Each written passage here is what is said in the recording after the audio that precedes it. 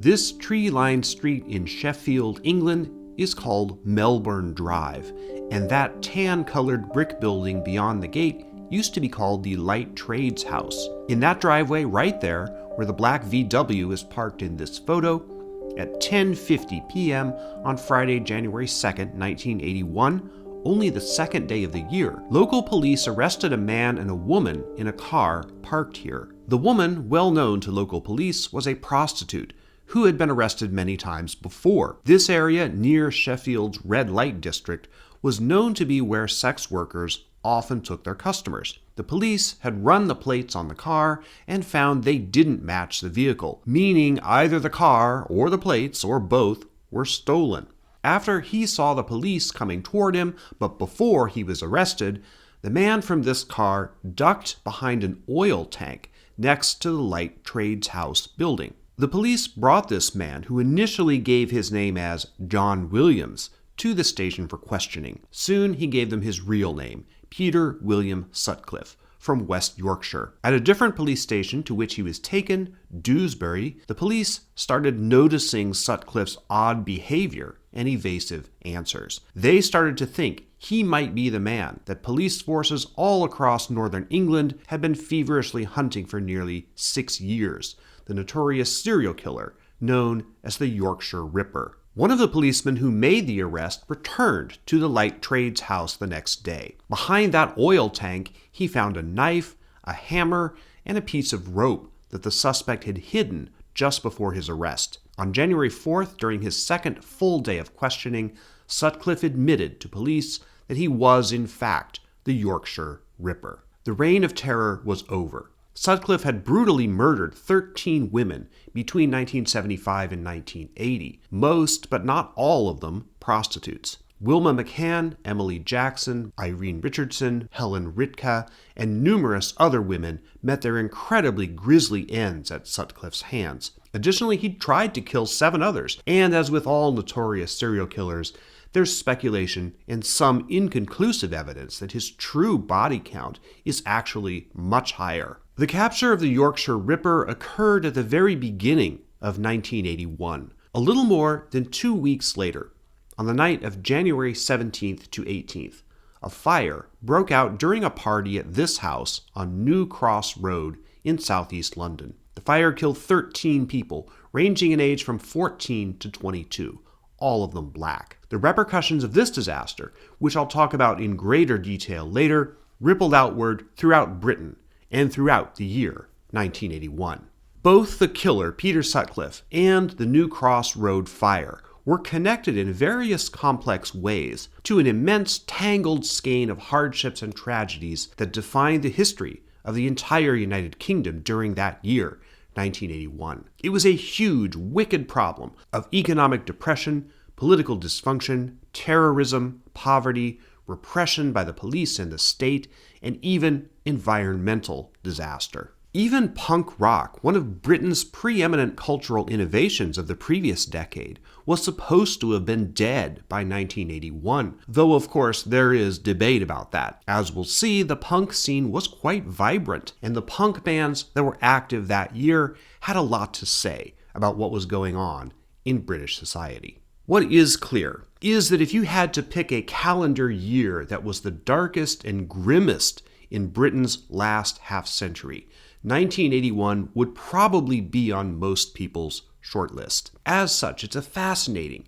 if sometimes tragic, window through which to look at modern British history. There was an awful lot going on in 1981, and most of it was not very positive. This video is a little trip into the heart of that darkness. My name is Sean Munger. I have a PhD in history, and my niche here on YouTube is doing context-heavy deep dives on various aspects of the past. This video is the story of 1981, Britain's awful year.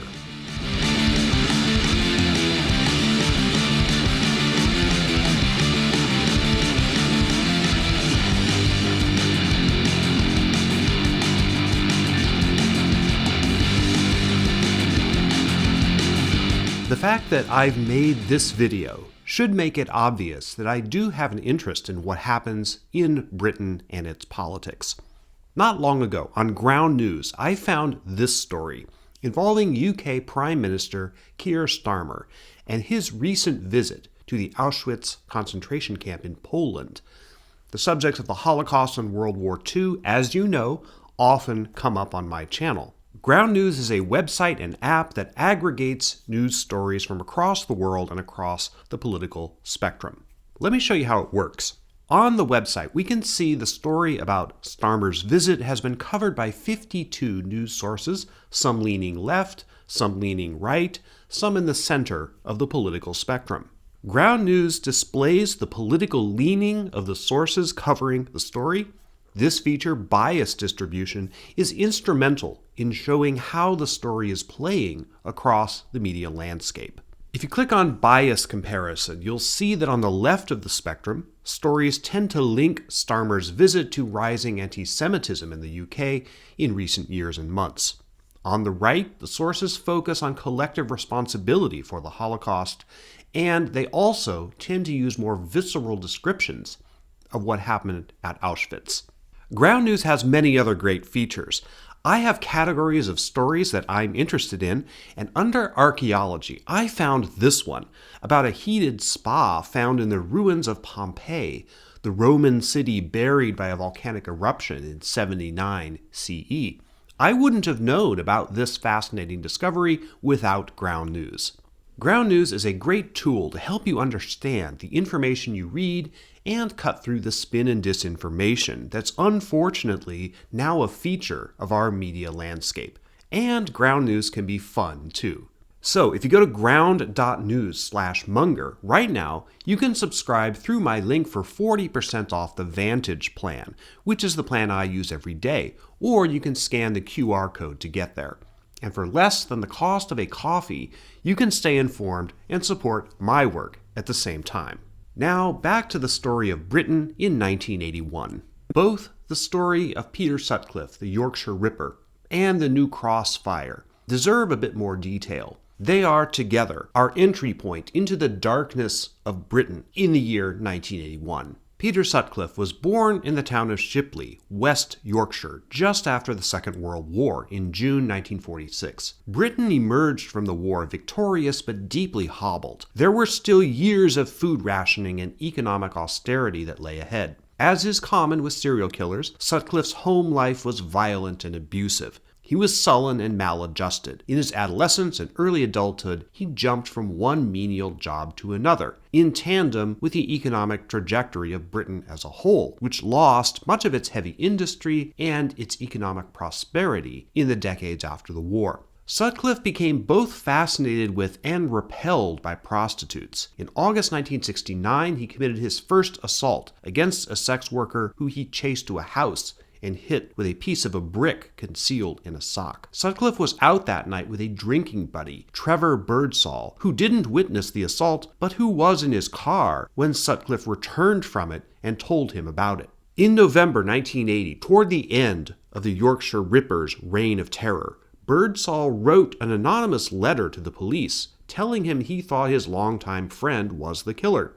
The police didn't act on it. The letter was found in their files after Sutcliffe's arrest. There were many failures by the various police departments involved with the Ripper case after the bodies began piling up in the fall of 1975. Though the manhunt for the killer and the man-hours of detectives dedicated to it were staggering, the police were hampered by a lot of bureaucracy and the relatively low-tech nature of police work in those days. Leads and information were stored on index cards that were cataloged and referenced by hand in numerous offices and departments. After Sutcliffe's arrest in early 1981, the police discovered they had interviewed him no less than 5 times in connection with the Ripper investigation, the first time in 1977. Sutcliffe was employed at an engineering firm that the police had identified as having received a bundle of £5 banknotes, one of which was found in the possessions of Jean Jordan, a 20-year-old prostitute and mother of 2, whom Sutcliffe had murdered on October 1st,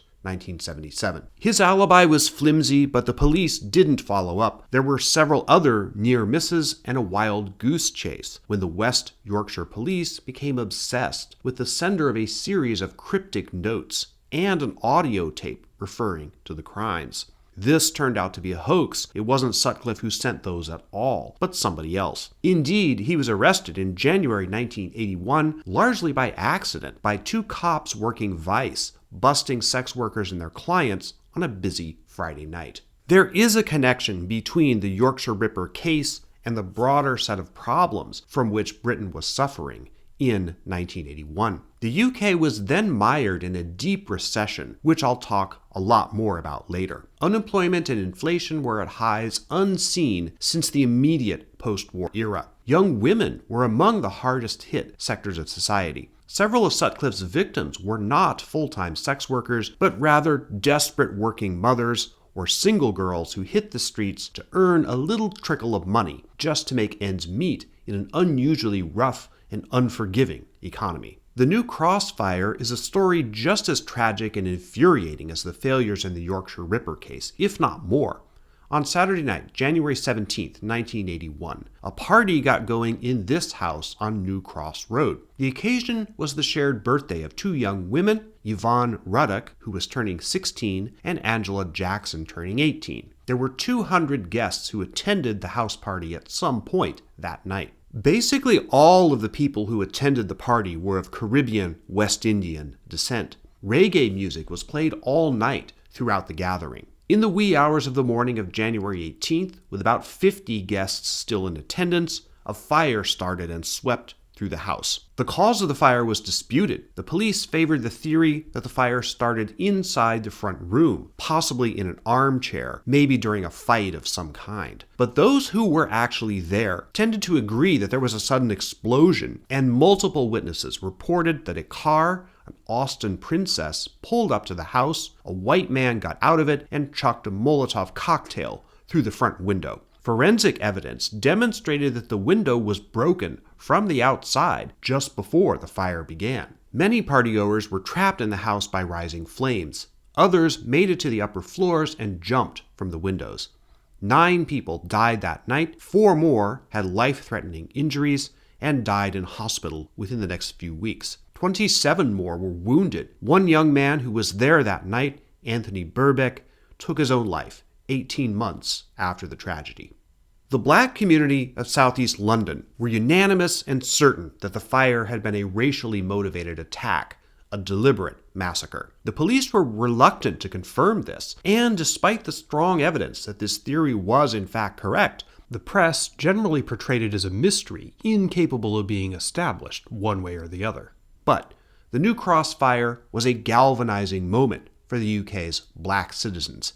At the funeral service for 2 of the victims, a clergyman, Reverend Wilfred Wood, stated, quote, "It would be unrealistic if we did not ask ourselves if these young people were not murdered because someone wanted to destroy what they represent. Those who died are representative of all of us. The terror by night, the bullet by day, the sickness that destroys even in the daytime, which struck down Paul and Yvonne Ruddock and 11 others, can strike any of us, anytime, anywhere, so there is no point in being afraid." End quote. Noisy parties in black communities had been flashpoints of racially motivated violence in Britain before. 10 years earlier, on January 3rd, 1971, a gang of arsonists threw a petrol bomb through the window of a house on Sunderland Road in South London during a party, again attended by an all-black crowd. The bomb exploded, badly burning 9 people, but none were killed. The police and the press also downplayed the obvious racial nature of this attack. In 1977, the Moonshot Club, a community gathering and organizing space for the black community, was firebombed. The following year, a venue in Deptford that had previously hosted Rock Against Racism gigs was attacked with incendiary devices. These terrorist attacks, as well as the New Cross fire itself, were suspected to have had some involvement of members of a fascist group called the National Front. Just weeks before the New Cross Road attack, in fact on the same day as Peter Sutcliffe's arrest, January 2nd, 1981, an incident had occurred in Birmingham, England, where a series of noisy house parties in a black neighborhood, stretching out for 11 days, ended in a violent altercation with police. Conservative member of Parliament Jill Knight inserted herself into the controversy by criticizing the partygoers with statements that were perceived to justify vigilante action by neighbors, presumably white, against noisy parties. Did this contribute to the violence that occurred on New Cross Road on January 18th? Many people thought so, even decades later. Jill Knight's statements were still being discussed on the 30th anniversary of the New Cross fire in 2011. Undoubtedly, the tragedy galvanized the black communities of London and other British cities. The Black People's Day of Action, which would see 20,000 demonstrators on the march against police oppression of communities of color, occurred in March 1981. And this was a direct result of the New Cross fire.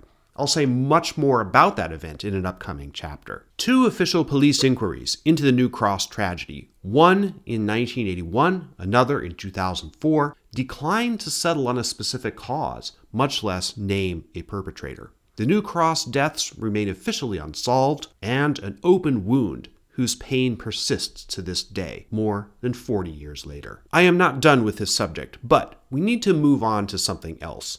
This was all happening against a complex backdrop of historical context. Before we move farther into the story of 1981 specifically, we need to understand that context. That is the subject of the next chapter.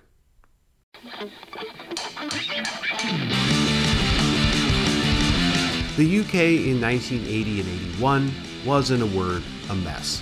How exactly it got that way is a very long story. There's no way I can cover it all in this chapter, but we got to start somewhere. And World War II, at least the end of it, is a pretty good place to start. Most histories of modern Britain consider 1945 to be an inflection point, and in many real ways it was. The general election of July 1945 turned wartime leader Winston Churchill and the Conservative or Tory party out of power in favor of Clement Attlee, head of the first Labour government to win an outright majority in the British Parliament. Although the fighting had stopped, at least in Europe, the war left a long hangover in British society.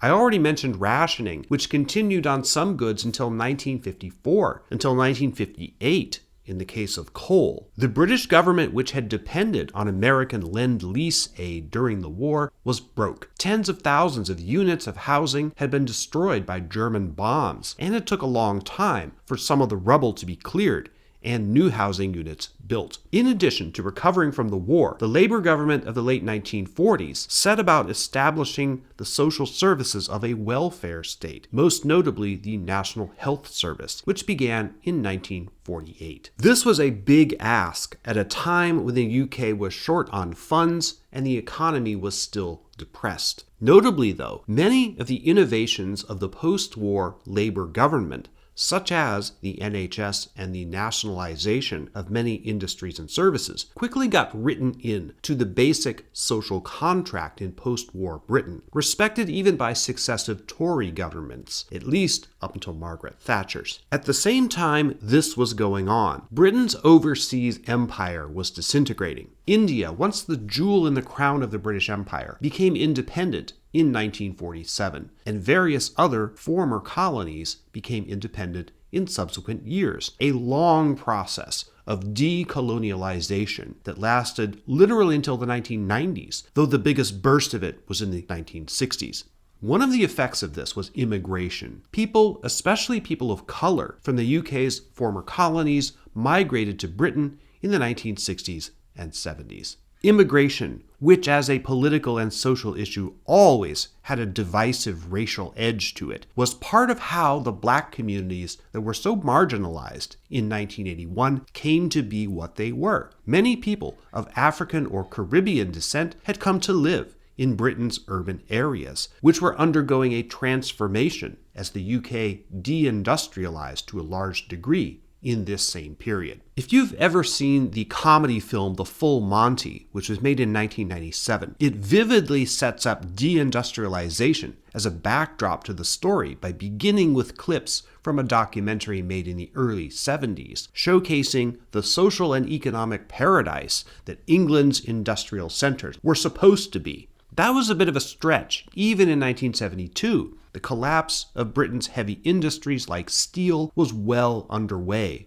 by that time. To be sure, this wasn't a one-note story of declension. After the age of austerity in the late 40s and early 50s, the economy and standards of living for most Britons rebounded strongly in the late 1950s and especially 1960s. Indeed, the 1960s was a time of relative prosperity for a lot of people. It's no accident that this period coincided with a cultural resurgence of Britain. The Beatles, for instance, which was the UK's #1 export of that decade, and also the mod scene of London, or the cool, sleek Playboy culture exemplified by the early James Bond films. London was an exciting place to be in, say, 1966, but the problem was, as well as the British economy and society were doing at that time, the UK was slowly being outpaced by European or other countries around the world that were doing better. West Germany, for instance, and Japan, both extensively rebuilt from the ground up with American money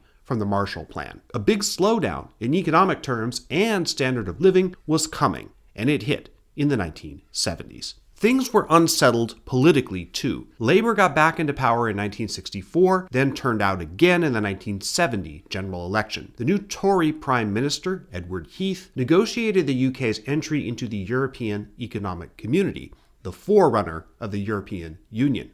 Always a divisive issue in British politics. But the inevitable slowdown, made much worse by the oil crisis of 1973, was the trigger for Heath's exit in 1974. He was replaced by Harold Wilson, Labour Party, who had been Prime Minister previously, but his hold on power was pretty tenuous.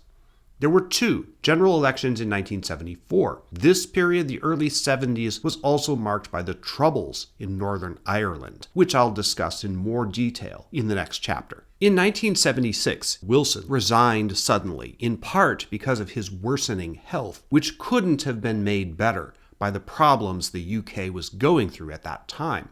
His replacement was James Callaghan, former Foreign Secretary. Callaghan's premiership was marked by economic recession and especially labor problems and strikes. Unemployment was high. The prosperity and standards of living that most Britons had enjoyed a decade earlier were now out of reach for many. This was the backdrop out of which came the UK's next major cultural export, punk rock. Now, punk was not a British invention. The genre had numerous American precursors in the early to mid-70s, and the Ramones, formed in New York in 1974, are often, perhaps not accurately, referred to as the first real punk rock band. But the British arguably perfected the art. The Sex Pistols emerged from London in 1975, and nothing was ever quite the same after that. Along with the other pioneering UK punk bands like The Clash, the Buzzcocks, Joy Division, and many others, they cemented the attitude of punk as rebellious, loud, in-your-face, and highly critical of the most traditional institutions of society. One of the classic punk anthems, the Sex Pistols song Anarchy in the UK, came out in November 1976. Its angry sound and defiant lyrics caused an immediate scandal and moral panic in Britain, and it crystallized the image and attitude of punk rock. So did the band's follow-up single, God Save the Queen, which called the monarchy a fascist institution. The song conveniently came out around the time of Queen Elizabeth II's Silver Jubilee, celebrating 25 years on the throne. That year, 1977, Johnny Rotten, vocalist of the Sex Pistols, said of the band's controversies, quote, "I don't understand it.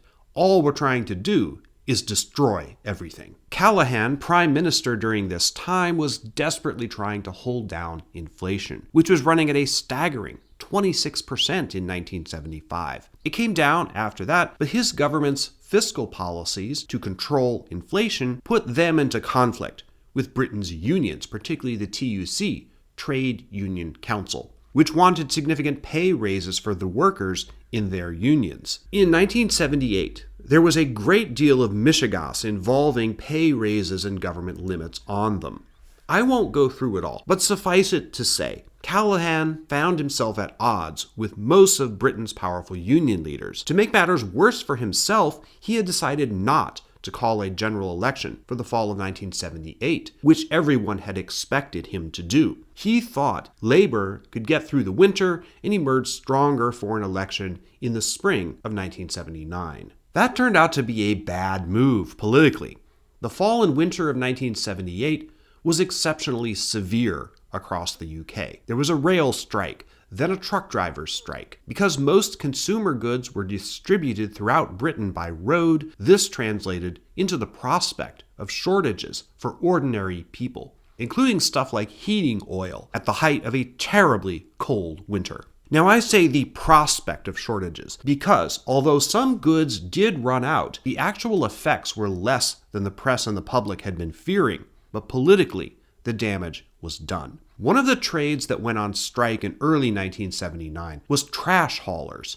This provided the perfect photo op of bags of trash piling up in parks and alleyways and rats running through the streets. Callaghan, who had quite a talent for making things worse for himself, told a reporter that bad as everything looked, things were not quite as dire as they might appear. The newspaper, The Sun, misquoted Callaghan with the headline, "Crisis, what crisis?" One of the most famous newspaper front pages in recent British history. This made Callaghan look out of touch as well as incompetent. The Conservative Party, now smelling blood in the water, pounced. Throughout the 1970s, a new and formidable politician was rising in the Tory party. Margaret Thatcher, first elected to Parliament from a conservative safe district at the end of the 1950s, was an altogether different breed than most of her contemporaries and competitors. She was extremely conservative and sharply ideological in terms of her economic outlook. If there really was a political consensus in post-war Britain on the development of the welfare state and the government's role in it, Margaret Thatcher definitely did not share it. She wanted to privatize industry and break the power of the unions, which she thought were much too influential. As Education Secretary under Edward Heath in 1970, Thatcher gained notoriety for abolishing a policy that provided free milk to kids in schools, resulting in her nickname, Thatcher the Milk Snatcher. It's a bit more complicated than that. There is considerable evidence that cutting the milk program wasn't her idea and that she in fact opposed it, but the label stuck to her for the rest of her career. Nevertheless, after a fairly ruthless and bruising climb to the top, Thatcher became Conservative Party leader in 1975. The opportunity that the economic problems and Callaghan's troubles dropped into her lap was more than she could have hoped for. The winter of 1978 to 79 came to be known as the Winter of Discontent in Britain, and the Tories coined an advertising slogan, "Labour isn't working," that was custom-made for a political campaign to blame the country's problems on Labour. On May 2nd, 1979, the Conservative Party won 339 seats in Parliament, a clear and resounding majority, and Labour collapsed, losing 50 seats compared to the previous election. Margaret Thatcher entered 10 Downing Street with an apparent conservative mandate to get the UK's economic and social problems under control, and in the process, remake the whole social compact. Thatcher's first year and a half in office was a tumultuous time. Consistent with her ideas on economics, she wanted interest rates raised and income taxes lowered for top earners. The latter could only be paid for by a sharp increase in value-added tax, a 15% hike shortly after she got into office. That had the opposite effect on inflation that she had hoped. Inflation in the UK was 11.4% in June 1979 and 21.9% 11 months later in May 1980. Oops. The story on unemployment was even worse. In the period June to August 1979, right after Thatcher came to power, unemployment in the UK was 5.3%. A year later, in the summer of 1980, it soared to 6.8%. And by the beginning of 1981, it was at 8.9%, about 2 to 2.5 million people out of work. Economists and government ministers emptied dump trucks of memos onto Thatcher's head, warning her that her strategy was driving Britain toward economic and social disaster. Thatcher's response was, as would become usual for her, to dig in her heels. At a famous speech to a Conservative Party conference in October 1980, she said, quote, the ladies not for turning.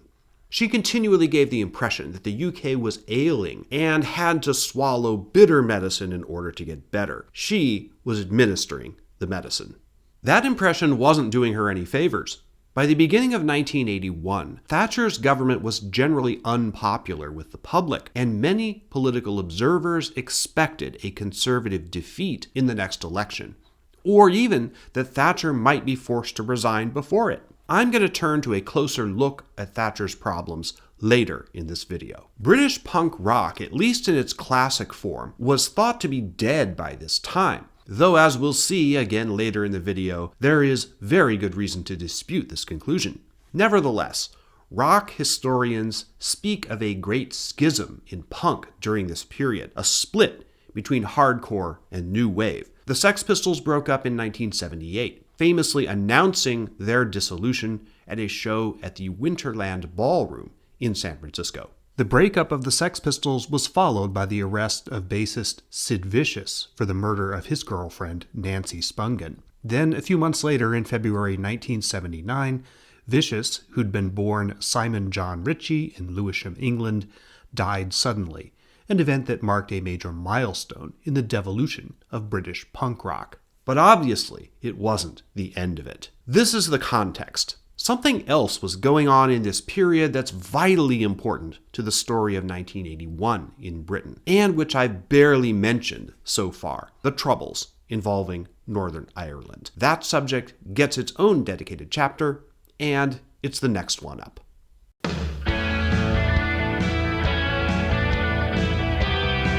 This body of water is called Lough Foyle. Its location is politically problematic. Lough Foyle is a notch in the coast of the island of Ireland, and it happens to be right on the division between Northern Ireland, which is part of the UK, and the Republic of Ireland, which became independent in 1922. As a result, sovereignty over this inlet is disputed between the two countries. The inlet leads to a river which goes right to the city of Londonderry. On February 6, 1981, a small ship called the Nellie M was anchored right offshore here, waiting to go up the river to Londonderry with a cargo full of coal from Liverpool. 7 men affiliated with the Irish Republican Army hijacked a boat from a nearby shore station, went out to the Nellie M, boarded her, rounded up the crew, and loaded them onto the lifeboat. No members of the crew were harmed, but the IRA men planted bombs in the Nellie M's engine room, blew her up, and sank her. She was later raised and put back into service. The purpose of the attack was largely symbolic. A crewman of the ship said, quote, "They told us this was the sort of treatment all British ships in Irish waters could expect from now on," end quote. The IRA had conducted marine-based operations against British ships before, both civilian and military. In 1972, they blew up some sand barges on a lake in Northern Ireland. 5 years later, an IRA sniper took some pot shots at a Royal Navy ship passing the shore close to the Northern Irish border. Their most famous seaborne operation by far was the assassination of Lord Louis Mountbatten, close relative of the royal family and the last British Viceroy of India. The IRA blew up Mountbatten's yacht in the waters off his summer home, a castle in Ireland, in August 1979. This attack particularly shocked Prince Charles, now King Charles III. We'll hear more about their relationship later. Why did the IRA do this kind of thing? Well, their campaign of terrorism on both land and sea was part of one of the most insoluble conflicts of the 20th century, the Troubles. This low-intensity but very ugly war is usually defined as lasting from 1969 to 1998, and 1981 was at the height of it. But its roots stretch back long before that. Numerous viewers of my channel have asked me to do a full-length video on the Troubles, and I might, but the subject is admittedly quite daunting.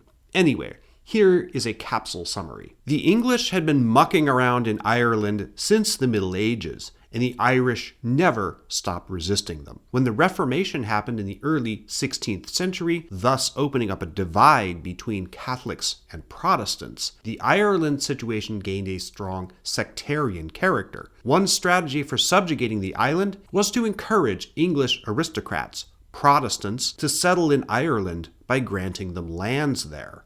Many of the Protestant English landowners settled in the north, but the southern 3/4 of Ireland was still populated mostly by Catholics, usually poor. Endless campaigns for Irish independence, autonomy, or self-rule, or some combination or permutation thereof, stretched through the 17th, 18th, and 19th centuries. This question was finally coming to a head right about the time World War I began. See my video on the meaning of the Titanic for more on that. And shortly after that conflict ended, the Irish Civil War of the early 1920s began. That resulted in an incomplete split between Ireland and Britain. Most of the island became an independent republic, the Republic of Ireland, which was heavily Catholic. The northern counties were dominated, at least politically, by people who wanted to remain part of the United Kingdom. They tended to be Protestants, though there was still a huge Catholic population in Northern Ireland. Thus, after 1922, when the rest of Ireland became independent, the 6 counties of Northern Ireland remained part of the British polity. The United Kingdom is technically defined, even today, as the United Kingdom of Great Britain and Northern Ireland. However, Northern Ireland, though politically part of the UK, also had special autonomy that was unlike any other part of Britain. For example, it had its own parliament, at least for a time. Remember that. It becomes important later. Fast forward to the late 1960s. Catholics living in Northern Ireland felt like oppressed second-class citizens in their own country, and with good reason. Protestants controlled the jobs, most of the economy, and the police, which often discriminated against Catholics. In the late 60s, there were numerous campaigns and demonstrations for civil rights in Northern Ireland. Some, particularly in 1968 and 1969, became violent. Riots and sectarian conflict broke out in numerous places, but especially in urban areas like Belfast and Londonderry. The British government, then under Harold Wilson, was horrified and somewhat panicked by the situation in Northern Ireland spinning out of control. In 1969, the British sent troops directly into Northern Ireland to try to restore order. That didn't go too well, and in fact escalated the conflict.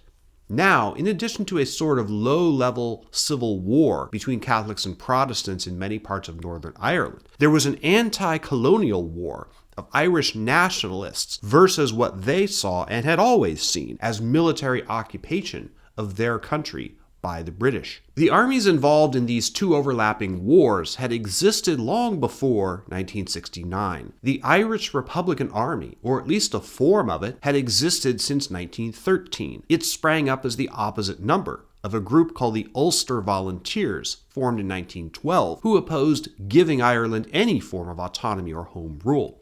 But the IRA itself split into factions during the 1969 Michigas. The most important one for our purposes was called the Provisional IRA. That was the group that waged most of the terrorist war after 1969 that came to be called the Troubles. Remember a few minutes ago, I mentioned that Northern Ireland had its own parliament? Well, the British put the kibosh on that and abolished it in 1972. When it became clear that the war going on in Northern Ireland, really 2 wars layered on top of each other, was going to last a long time. The Northern Ireland counties instead began sending their MPs, members of parliament, directly to London, just like any other part of the UK. Remember that too. That also becomes important later. Let's get back to 1981. Because the Provisional IRA saw themselves as an army fighting for an occupation, they insisted that if their people were captured by the enemy, they be treated as prisoners of war. For a while, early in the Troubles conflict, the British government allowed this to some extent. It was called special category status. What it meant is that Provisional IRA prisoners didn't have to wear civilian prison clothing. They could be housed together, and they were allowed extra parcels and visits, similar to how POWs were supposed to be treated under the Geneva Conventions. However, in 1976, the Labour government abolished this status. This meant that IRA people were now to be treated as common criminals. Most of the hardcore IRA prisoners were being held at Maze Prison in Northern Ireland. They started a years-long series of protests to try to get their special status back. such as going around naked instead of wearing prison uniforms, or smearing poop on the walls of their cells. In 1980, the IRA prisoners decided on a new tack, a hunger strike. The first one began in Maze Prison in October 1980, and scads of Irish prisoners, both men and women, suddenly stopped eating. This posed a serious problem for Margaret Thatcher, who was wary of inflaming the Northern Ireland situation in general. Despite her oft-stated claim that she would never negotiate with terrorists, she did exactly that, offering some concessions in the form of allowing the IRA people to wear special prison clothing instead of normal prison uniforms. But the hunger strike went forward anyway, at least for a while. A brokered deal through a back channel, which also involved the government of the Republic of Ireland, resulted in the first hunger strike ending just before Christmas. But the prisoners claimed that Thatcher and the government reneged on whatever they had agreed to, which wasn't entirely clear. So, on March 1st, 1981, certain high-level IRA inmates at Maze Prison again stopped eating. Probably the most high-profile of the hunger strikers was Bobby Sands. From the Belfast area, Sands joined the IRA while still a teenager and had already done one term in prison before being sent back after participating in the bombing of a furniture store in 1977. Sands was officially the commanding officer of the IRA personnel at Maze Prison. He had taken part in the previous protests. 4 days after Bobby Sands ate his last crumb, a politician named Frank Maguire, member of Parliament for Fermanagh and South Tyrone, died of a heart attack. Under the British system, when a sitting MP dies or resigns, a special election called a by-election is held to replace them. Maguire's constituency had long been a political battleground between Unionists who wanted to stay part of the UK and Nationalists who wanted to leave and join the Republic. Nationalists in the constituency seized the opportunity to nominate Bobby Sands, a prisoner behind bars, as Maguire's replacement in the election. At the time, there was no law against this. Sands officially represented the anti-H Block party. H Block was the section of Maze Prison where the IRA people were held. On April 9th, 1981, while Sands was still starving himself, he won the election by a little more than 1,400 votes against the Unionist candidate, Harry West. The election was seen as a major setback for Thatcher's government. The issue of the hunger strikers had become linked to the government's general strategy to defuse, or at least to manage, violence stemming out of the Northern Irish issue. The election also occurred at the same time as the Brixton Uprising, which is coming up in Chapter 5. At the time of his election, Sands was already weak and in the prison hospital wing. Needless to say, he never took his seat as a member of Parliament. On May 5th, 1981, he died. His death had a hugely polarizing effect within the UK and across the world. Many hailed him as a hero. Crowds of students marched in Milan, Paris, and other cities across Europe to honor him. In the US, the Grateful Dead dedicated a song to Bobby Sands' honor during a live concert. On May 5th, the day Sands died, Queen Elizabeth II happened to be on a visit to Oslo, Norway. A huge crowd turned out to jeer her, with many Norwegians holding banners depicting Sands and calling for British withdrawal from Northern Ireland. Someone even threw a tomato at the Queen. It missed her, but hit a photographer instead. Bobby Sands was the first of 10 IRA prisoners to die from self-imposed starvation. The prisoners staggered the beginnings of their fasts in the hopes that their deaths would keep the issue in the news week by week and increase the pressure on the British government. Francis Hughes, who had been convicted of killing a British Army soldier, died on May 12th. Raymond McCreish died May 21st, the same day as another prisoner, Patsy O'Hara. The final death, that of Michael Devine, occurred August 20th. The hunger strike, which stretched on into the fall, proved extremely problematic for both sides. Thatcher, predictably, was intransigent, and she refused to make any statements that suggested the barest hint of sympathy for the strikers or their families. This made her look insensitive and indeed diabolical to supporters of the nationalist cause, who latched on to Thatcher as an enemy almost as hated in British history as Oliver Cromwell. But on the other hand, the IRA political hierarchy, Sinn Féin, and Catholic religious authorities, both in Ireland and all the way up to Rome, were increasingly uneasy about the strike. The families of the prisoners on hunger strike continually pressed, especially the priests who were involved in back-channel negotiations, to do something to save their loved ones. Neither side, the prisoners nor the Thatcher government, could back down without losing face. Several of the prisoners' families ultimately told the prison authorities that they supported medical intervention to save their lives. That it would come to that was pretty obvious. Thatcher was willing to concede nothing, at least nothing that would be made public. On October 3rd, 1981, the hunger strikers in Maze prison called off the protest. They issued a statement. It said, quote, "We have reluctantly decided in this, the 7th month of the hunger strike, to end our fast. We have been robbed of the hunger strike as an effective protest weapon, principally because of the successful campaign waged against our distressed relatives by the Catholic hierarchy, aided and abetted by the Irish establishment, which took no effective action against the British government and did everything to encourage feelings of hopelessness among our kith and kin." End quote. Neither side really won the hunger strike. The ill will and bad press that Thatcher and the government had earned did her no favors in the long run. The 10 dead of the hunger strike were fated as martyrs to the Irish Republican cause, and thousands of people, mostly young men, stepped up to join the Provisional IRA to carry on the fight. It did show, however, that there was significant political support within Britain and around the world for the Irish nationalist cause. Some historians have claimed that the strike may have helped move Sinn Féin, the political wing of the IRA, towards a strategy of trying to achieve victory at the ballot box and the negotiating table, rather than through bullets or bombs, though that argument is obviously undercut by the fact that terrorism around the Northern Irish issue continued for 17 more years beyond 1981. The end of the hunger strike triggered more terrorism.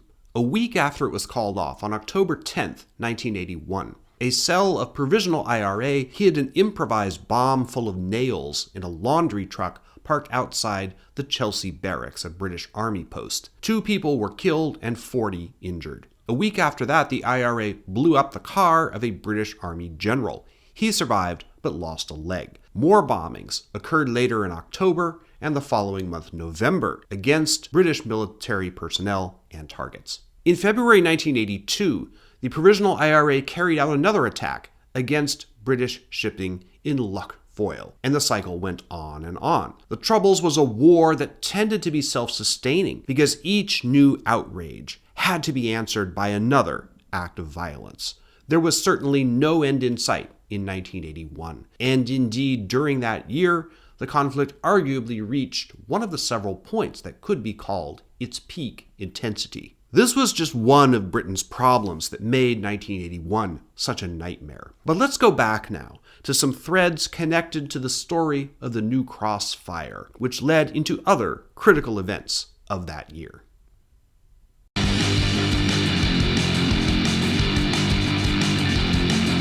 This is called the Moonshot Centre, facing Deptford Green in southeast London. It's about 1,400 feet as the crow flies from the location of the New Cross Road fire in January 1981. Today, it's the headquarters of a theater company specializing in African and Caribbean dance, but its namesake and its history are much broader than that. The original Moonshot Centre has a long history as a focal point of the black community in this part of London, and indeed in the UK as a whole. To understand it, we need to go back a couple of years before 1981.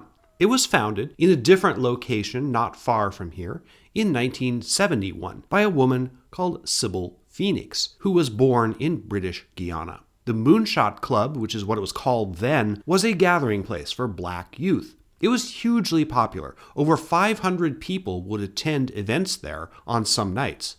On June 15, 1977, Charles, the Prince of Wales, he's going to come up several more times over the course of this video, he visited the Moonshot Club and talked to various black leaders and members of the community. The subject was policing and the racist behavior of South London police. 2 weeks earlier, police had rounded up a total of 21 young men, all black, from this area on charges of theft.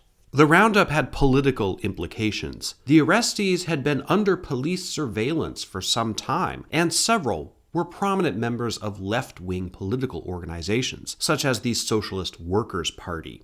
The theft charges were a pretext for what was most likely a political crackdown. The prince struck a conciliatory tone in public, suggesting a dialogue between the police and the community, but his visit changed nothing substantively.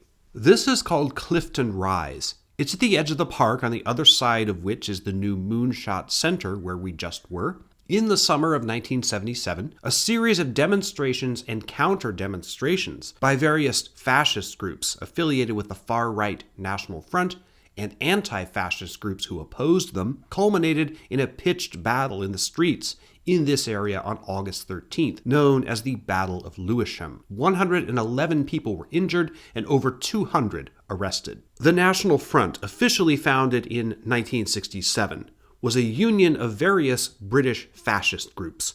Some were followers of the UK's most prominent fascist, Oswald Mosley, who had supported Hitler in the years before and during World War II, and who ran unsuccessfully for Parliament in 1959, following the Notting Hill riots of the previous year, another infamous series of racially motivated street battles.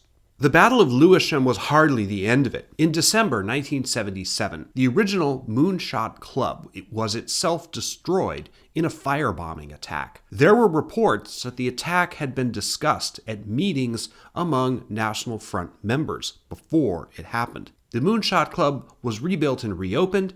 In fact, at the time of the aftermath of the New Cross fire, it was again a center of resistance by the black community to institutional racism and especially police oppression. All of this, the political struggles and street battles between fascists and anti-fascists, the Moonshot Club, the various firebombing attacks, the Battle of Lewisham, all of this is relevant to the background against which the fallout from the New Cross fire rippled throughout London and the rest of the UK. I've spent some time on it because what happened in Deptford in 1981 did not happen in a vacuum, and we have to know the context in order to make sense of it.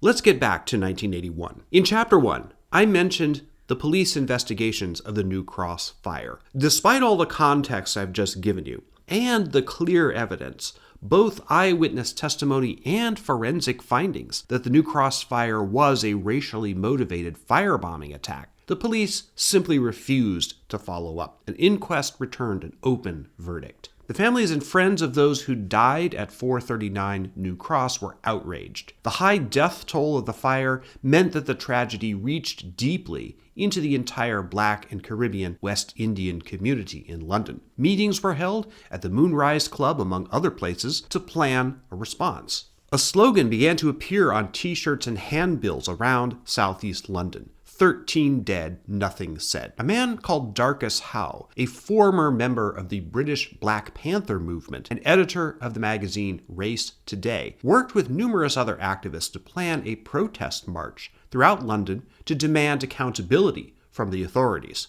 The event was planned for March 2nd, 1981, a Monday. It was deliberately planned for a weekday so that Londoners who were working would be impacted by traffic disruptions and thus be motivated to pay attention. It definitely had that effect. The route was agreed upon with police ahead of time, but the authorities were unprepared for the sheer numbers who turned out. The Black People's Day of Action brought more than 20,000 people into the streets of the British capital. People traveled from other big cities like Birmingham and Manchester, and even from other parts of Europe to attend this protest. People walked out of their workplaces, and students skipped school to attend. The march, which covered 17 miles, halted traffic on Blackfriars Bridge as it made its way into the heart of commercial London. They weren't welcome everywhere. on Fleet Street, which at that time was where most London newspapers were headquartered. People in the newspaper buildings opened their office windows and shouted racist abuse at the protesters. In the papers the next day, The Guardian reported, quote, "The march was for the most part peaceful, although there were 2 small ugly clashes between police and youngsters," end quote. By contrast, the Daily Mirror, one of Britain's leading sensationalist tabloid papers, played up the small incidents on its front page as if they were representative of the event as a whole. The very first word of the Mirror's front page story on the march, festooned with photos of ugly, leering policemen grabbing and arresting people of color, was the word violence. But the accounts of the people who actually took part in the event tell a markedly different story. A young man called Wayne Haynes was a survivor of the New Cross fire. In fact, he had been the DJ at that party, and he escaped the fire by jumping out of a window, which severely injured him. In 2020, he said of the Black People's Day of Action, quote, "As a black man, I am so proud of that day. They showed it on TV like it was a coronation. The whole day, I lay in my hospital bed in Greenwich District Hospital, smiling. We brought London to a standstill. It wasn't just a great day for black people. It was a great day for Britain, because on that day, Britain showed the rest of the world that, hear what, we ain't having it no more. The racism, the slavery, the everything, we're not having it no more." End quote. Zooming out a bit, it's important to keep in mind that race relations in the UK, particularly in this period, were inseparably intertwined with the political and social issue of immigration. In the post-war decades, the 1950s and 60s, the British government had heavily encouraged immigration to the UK from former colonial possessions, such as various parts of the Caribbean and West Indies, the areas from which a significant majority of the black community in places like Deptford came from. The idea at the time was to attract people to Britain to help build a stronger and more prosperous post-war society. And as the old British Empire shrank and pieces of it fell away, replaced by the idea of the Commonwealth, the relationship between these formerly colonialized societies and the home country, Britain, was also useful to encourage immigration. But at the same time, many people in the UK resented, distrusted, or outright hated immigrants. Immigration was a political issue courted by the Tories, the Conservative Party, as they sought working-class support in the late 70s, but they had to be very careful with it. In 1968, while a controversial anti-discrimination bill was working its way through the House of Commons, Conservative MP Enoch Powell gave a speech criticizing immigration policy in terms that were seen as racist. The speech was so controversial that the next day, Powell was sacked by Conservative leader Edward Heath from his post as Shadow Defense Secretary. Nevertheless, Powell's views had wide support among the British public, as much as 75% in some polls, and workers went on strike in the days following his speech as demonstrations of protest against his sacking. 10 years later, in 1978, the new Conservative leader, Margaret Thatcher, made a speech in which she gave a nod to Britons who feared that they would be, quote, rather swamped by people with a different culture. And, the British character has done so much for democracy, for law, that if there is any fear that it might be swamped, people are going to react and be rather hostile to those coming in, end quote.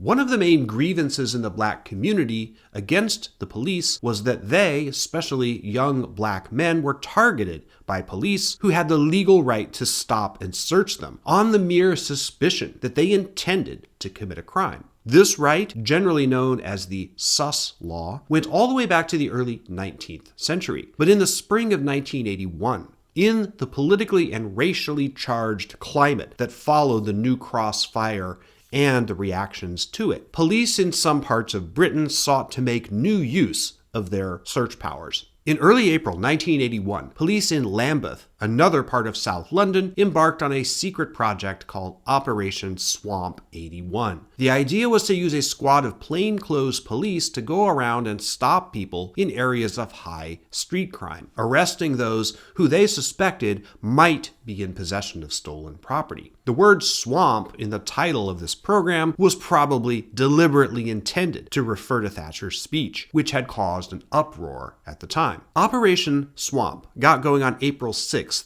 1981. In Lambeth, there were 943 stops, which resulted in 118 arrests. More than half of those stopped were black, and 75% were under 21. The increase in police activity was definitely noticed in black neighborhoods. On April 10th, the police in Brixton encountered a man named Michael Bailey. This encounter was to have significant consequences, as we'll see in the next chapter. Before we get to the subject of the Brixton and Toxteth uprisings, which is the next major movement in our story, it's worth tying up another thread that I mentioned in chapter 1, that being Peter Sutcliffe, the Yorkshire Ripper. This famous building is Old Bailey in London, the central criminal court of England and Wales. Numerous famous trials have happened here over the years, and the building is itself a historical monument. Its courtroom has been depicted in countless movies, for instance. On April 29, 1981, a hearing occurred here in a case technically titled Regina versus Sutcliffe. Although the infamous serial killer would appear, it was not intended to be a trial, and there was no jury present. The purpose of the proceeding was for a judge to accept the arrangement made between the prosecution and the defense in the previous weeks. Now, they don't use the term plea bargain in British law, but that was basically what this was. The director of public prosecutions had agreed to accept Sutcliffe's plea of guilty to manslaughter on the grounds of diminished capacity. Basically, after a barrage of interviews by psychiatrists, Sutcliffe had convinced them that he killed the women because he was on a mission from God to rid the world of prostitutes. He said he heard voices emanating from one of the graves in the cemetery where he had worked in the 1960s, and the voice told him to go out and kill sex workers. A judgment of manslaughter rather than murder and a diagnosis of paranoid schizophrenia would allow Sutcliffe to be held in a mental institution rather than prison. And according to statements he allegedly made to others, he hoped to be out in 10 years. The judge in the case, however, Leslie Boreham, surprised everyone by rejecting the arrangement. Of the psychiatrist's judgment, he said, quote, "All these opinions are based simply on what this defendant has told the doctors, nothing more. It seems to me it would be more appropriate if this case were dealt with by a jury." End quote. Judge Boreham gave the legal team 6 days to prepare for a trial. It got underway on May 5, 1981, as the country was still reeling from the Brixton uprising. The issue at the trial was not whether Peter Sutcliffe killed at least 13 women and tried to kill 7 more. He told police and the court that he did. The issue was whether he was truly in a state of diminished capacity when he did so. Essentially, it was the psychiatrists and their judgments that were on trial.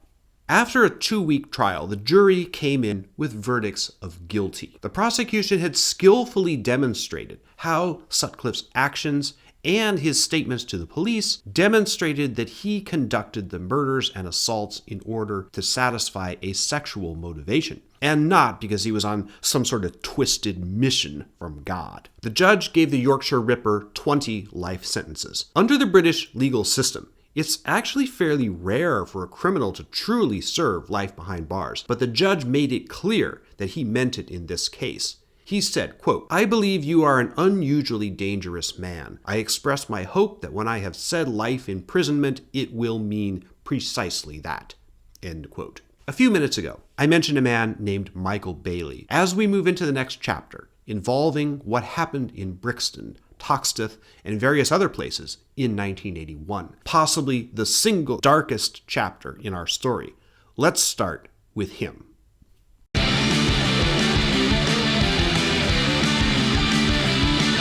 This is the junction of Atlantic Road and Cold Harbour Lane in Brixton, South London. Like some other places we've seen in this story, this is an area where a lot of people of color live, and unemployment was very high here in the early 1980s. On April 10, 1981, a black teenager named Michael Bailey staggered across this intersection and approached a policeman. The cop noticed his shirt was covered in blood. He had suffered a stab wound. Bailey was also being pursued by a couple of other young men. The policeman, soon joined by a colleague, tried to help him, but several passers-by, possibly including Bailey's pursuers, started shouting, "Leave him alone." Bailey ran away, and a few blocks later stumbled into a house whose occupants called a cab to take him to the hospital. En route, that cab was stopped by police, who gave him medical attention and called an ambulance. Again, the crowd gathered around them assumed the police were arresting Bailey. Bricks and bottles were thrown at the police. Bailey was taken to the hospital and treated successfully, and the disturbance subsided. But the next day, April 11th, rumors spread throughout Brixton that the police had left him to die, or that they had been the ones who stabbed him. Police presence on the streets that day was huge, and another incident the next afternoon, where police stopped a cab driver pursuant to the sus laws, led to another series of altercations. What came to be known as the Brixton Uprising was on. This area, the junction of Atlantic and Brixton Road, was the epicenter of the violence. It looks very different today. The area has been heavily gentrified since 1981. But for 2 days, heavy street fighting took place between cops and local residents. Cars were set on fire and shops looted. Almost 300 police and 65 local residents were injured. A veritable army of police was sent into the streets of Brixton, which eventually quelled the uprising. The cause was not hard to determine. The people of Brixton, especially the black community, distrusted the police and their heavy-handed tactics, so much that an attempt to give first aid to an injured man was immediately misinterpreted as an arrest and police brutality. But the official reaction to the Brixton riots and the furor in the press was the inevitable back-and-forth volley. Yes, unemployment is bad and people are angry about social problems, but that doesn't give anybody a license to riot. That was Margaret Thatcher's line when she made public statements on what had happened in Brixton. Framing the issue that way is never particularly helpful, and it wasn't in this case. On April 14th, 2 days after the uprising ended, William Whitelaw, Home Secretary and Deputy Prime Minister, appointed a commission to investigate the causes of what had happened at Brixton. The natural person to undertake the inquiry was Lord Leslie Scarman, a High Court judge who had chaired investigations of previous riots, including those in Belfast that helped usher in the Troubles in 1969. This location is in Southall, West London. The boarded-up, graffiti-covered building back there behind the barrier is the former Hambro Tavern, a music venue in this part of Southall. I should mention that Southall in 1981 was a predominantly Asian neighborhood, with many immigrants and their families from India, Pakistan, and Bangladesh. On July 3rd, 1981, a Friday night, violence broke out here on the occasion of a concert featuring the punk bands The Business and The Four Skins. These bands were part of the movement called Oi Punk, which had a reputation, and still to some extent, as right-wing and racist. The Business and The Four Skins were not racist bands, and The Business in fact had taken part in rock against racism events. But the Oi Punk movement did attract some supporters from the right wing and skinhead fascist movements, including the National Front, which we already talked about. In the Asian neighborhoods surrounding the Hambro Tavern, word spread that the concert there that night was supposed to be a skinhead racist gig. It wasn't, but it is true that buses full of skinheads, some sporting Nazi symbols, pulled up to the tavern and unloaded for the show. A group of Asian youths gathered around the tavern, and predictably, street fighting began, which raged for hours. This incident was part of the reason why Oi got the reputation it did in the press. The violence at Southall was just a prelude. This is the corner of Granby and Selburne Street in Liverpool. On July 4th, 1981, the day after the Battle of Hambro Tavern, police in an unmarked vehicle stopped a young black man on a motorbike at this intersection. Inexplicably, 8 police cars converged on the intersection, and as had happened in Brixton, a crowd gathered, most of them wondering why the cops were being so heavy-handed. The young man on the motorbike got away, but the police arrested another man, local activist and photographer Leroy Cooper. His arrest sparked people to throw rocks at police vehicles and smash windshields. Again, as in Brixton, the violence rippled outward. Street fighting went on in parts of Liverpool, sometimes known as Toxteth, more commonly by its residents called Liverpool 8, for 9 days. This was the first time police in England used CS gas, a form of tear gas, banned in warfare by the Geneva Convention, but which had been used in riots in Northern Ireland. A photographer who documented the event as it was happening, Tony Hall of the Mercury Press Agency in Liverpool, recalled, quote, "We spent days and nights out on the streets as the situation escalated. It was our job and what we got paid for. Only when developing and printing the images later on did we finally realize the extent of the social breakdown that had occurred, and the shock of what was happening finally got through," end quote. Michael Simon, a participant in the uprising, was 13 in July 1981. Looking back on the event, he described it thusly, quote, "For me, it just seemed like this was the beginning of a war. You grow up, the police will arrest you whenever they want, they'll beat you up, and you will have a criminal record, if they say you do. It was just quite scary, really, looking back on it now. But in my own mind, it was wholly justified, every single part of it." End quote. The Liverpool police didn't have the manpower to quell the uprising. They called for reinforcements from police departments across England, including Manchester, Birmingham, and Devon. The initial round of riots was put down after 9 days, but violence erupted again in Liverpool at the end of July. This time, a police Land Rover ran over a 23-year-old man, killing him. The violence was not confined to Liverpool by any means. On July 8th, a mob of mostly young people attacked a police station in Moss Side, a section of Manchester. The trigger for this attack was unclear, but police responded overwhelmingly, again with crowd control tactics that had previously been used in Northern Ireland, but never before in any other part of Britain. On July 10th, riots broke out in Handsworth, an inner-city part of Birmingham. The trigger there was when a local police superintendent was trying to quell the rumors that the National Front would be marching in Handsworth. He was attacked, and 3 nights of street violence followed. In July 1981, urban riots and disturbances flared up all over England. There were serious incidents in Chester, Wolverhampton, Nottingham, Portsmouth, Southampton, High Wycombe, Leeds, Hull, Sheffield, Stockport, and numerous other communities. Obviously, events were now feeding off each other. The uprisings captured the attention and the headlines of the world, one of the largest and most protracted periods of urban upheaval in the developed world during the 1980s. A common thread of the riots was that their participants were mostly young men, and the worst areas were those hard hit by unemployment. Unemployment in the UK as a whole was at 9% in July 1981 and still rising, but youth were especially vulnerable. And among workers under 25, the rate was significantly higher than the national average. In 1981, jobs for young men between 16 and 19 were especially hard to find, and much harder in communities of color than those of predominantly white people. Ignoring the systemic and pervasive underlying causes of the uprisings seems like the worst thing the government and the authorities could have done. But that was, in fact, exactly what they did. Margaret Thatcher consistently denied the link between unemployment and urban violence. In her public statements, she took the side of the police and denounced the participants in the uprisings as criminals. When she visited Liverpool on July 13th, people threw tomatoes and rolls of toilet paper at her.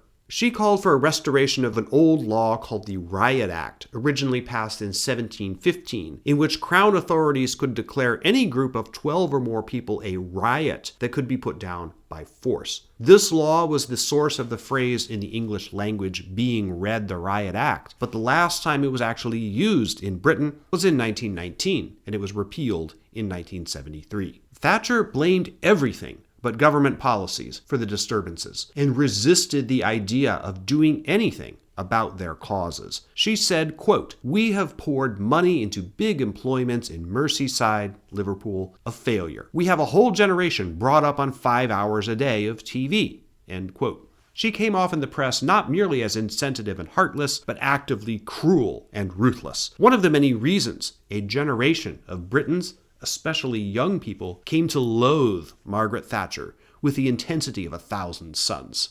Lord Scarman, who headed the commission that eventually broadened to include the Toxteth and other rebellions, as well as the Brixton disturbances, was regarded as a left-leaning liberal judge. But when his report was issued in November 1981, even he attacked the idea that police forces in Britain were suffused with institutional racism, which was the central contention of the overwhelming majority of people of color who lived in the stricken areas. His report said, quote, "The direction and policies of the Brixton Metropolitan Police are not racist. I totally and unequivocally reject the attack made upon the integrity and impartiality of the senior direction of the force. The allegation that the police are an oppressive arm of a racist state not only displays a complete ignorance of the constitutional arrangements for controlling the police, it is an injustice to the senior officers of the force. Such plausibility as this attack has achieved is due sadly to the ill-considered, immature, and racially prejudiced actions of some officers in their dealings on the streets with young black people. Racial prejudice does manifest itself occasionally in the behavior of a few officers on the streets."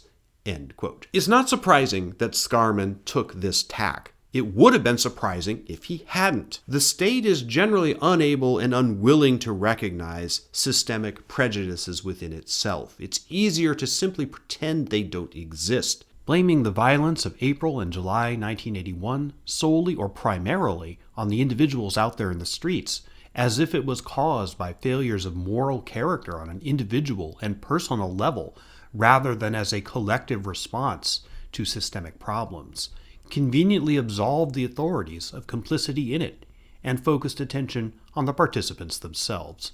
One of those participants was a man named Tony Seeley, who was 15 during the Brixton disturbances. Speaking of it in 2019, 38 years after the events, he said, quote, "There was so much to the uprisings. Pretty much what happened back then is still going on today. Some young black people on the streets nowadays have had enough of mistreatment by the state. To be oppressed in your own community, there's only so much you can take. It was a time of change. It was an awakening that it wasn't a small thing happening to me and some of my friends." End quote.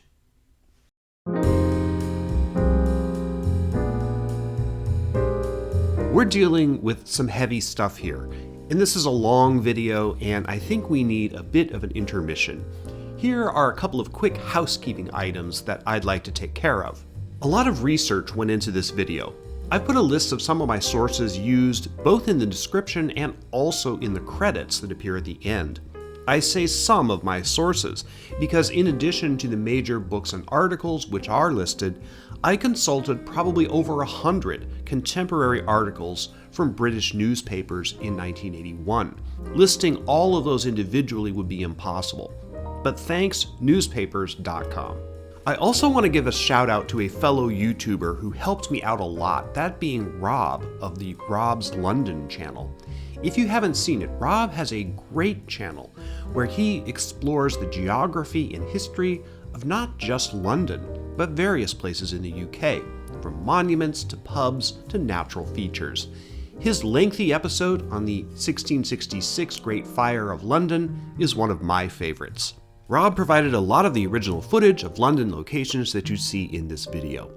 Subscribe to Rob's London. It's really a great channel, and if you like my material, I'm sure you'll like his. I have a book out. It is not a history book, but a novel, a crime story called The Gangster Crown. It's available on Amazon, both in Kindle and also in paperback form. Come on, most of us still do prefer real physical books, don't we? The Gangster Crown is the story of the rise and fall of a crime boss in the American Midwest during the 1990s, who builds an unlikely criminal empire through shoplifting, and then finds himself duking it out with the local mafia for control of the city. The Gangster Crown was my second novel, out in 2024. The first was Daniel Vanished, a mystery set in Las Vegas and the American Southwest. There's also some 1990s nostalgia in that one. Can you tell that the 80s and 90s were a formative period for me? Yes, I am Generation X. Anyway, there are links to where you can get both The Gangster Crown and Daniel Vanished in the description to this video.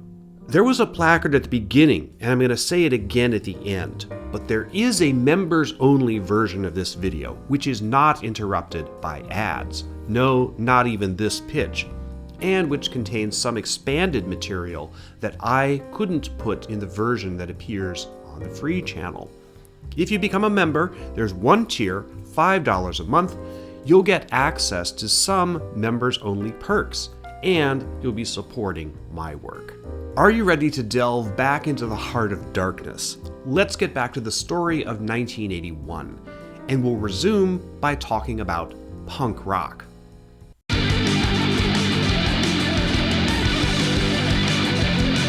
On July 1st, 1981, a show occurred at a venue called the Manchester Polytechnic Cavendish House, known colloquially as the Manchester Poly. The venue has apparently been torn down or remodeled, but here's a picture of it from some years later. The headliner playing that night was The Exploited from Scotland, sometimes described as the quintessential second-wave UK punk band. In support were three other punk acts: Discharge, Antipasti, and Cron Gen. This was the lineup for the classic Apocalypse Now tour, which began in London in late May and was touring England just before the most intense riots in July. A young man named Anthony Lynch, then about 17, kept an extensive diary of his life in the UK punk scene in this era. In his entry for July 1st, 1981, the day on which he and a friend traveled to Manchester to see this show, he wrote a lengthy account of how he was arrested by the transit police for traveling to Manchester on a train without a ticket, then mugged right outside the police station before the show.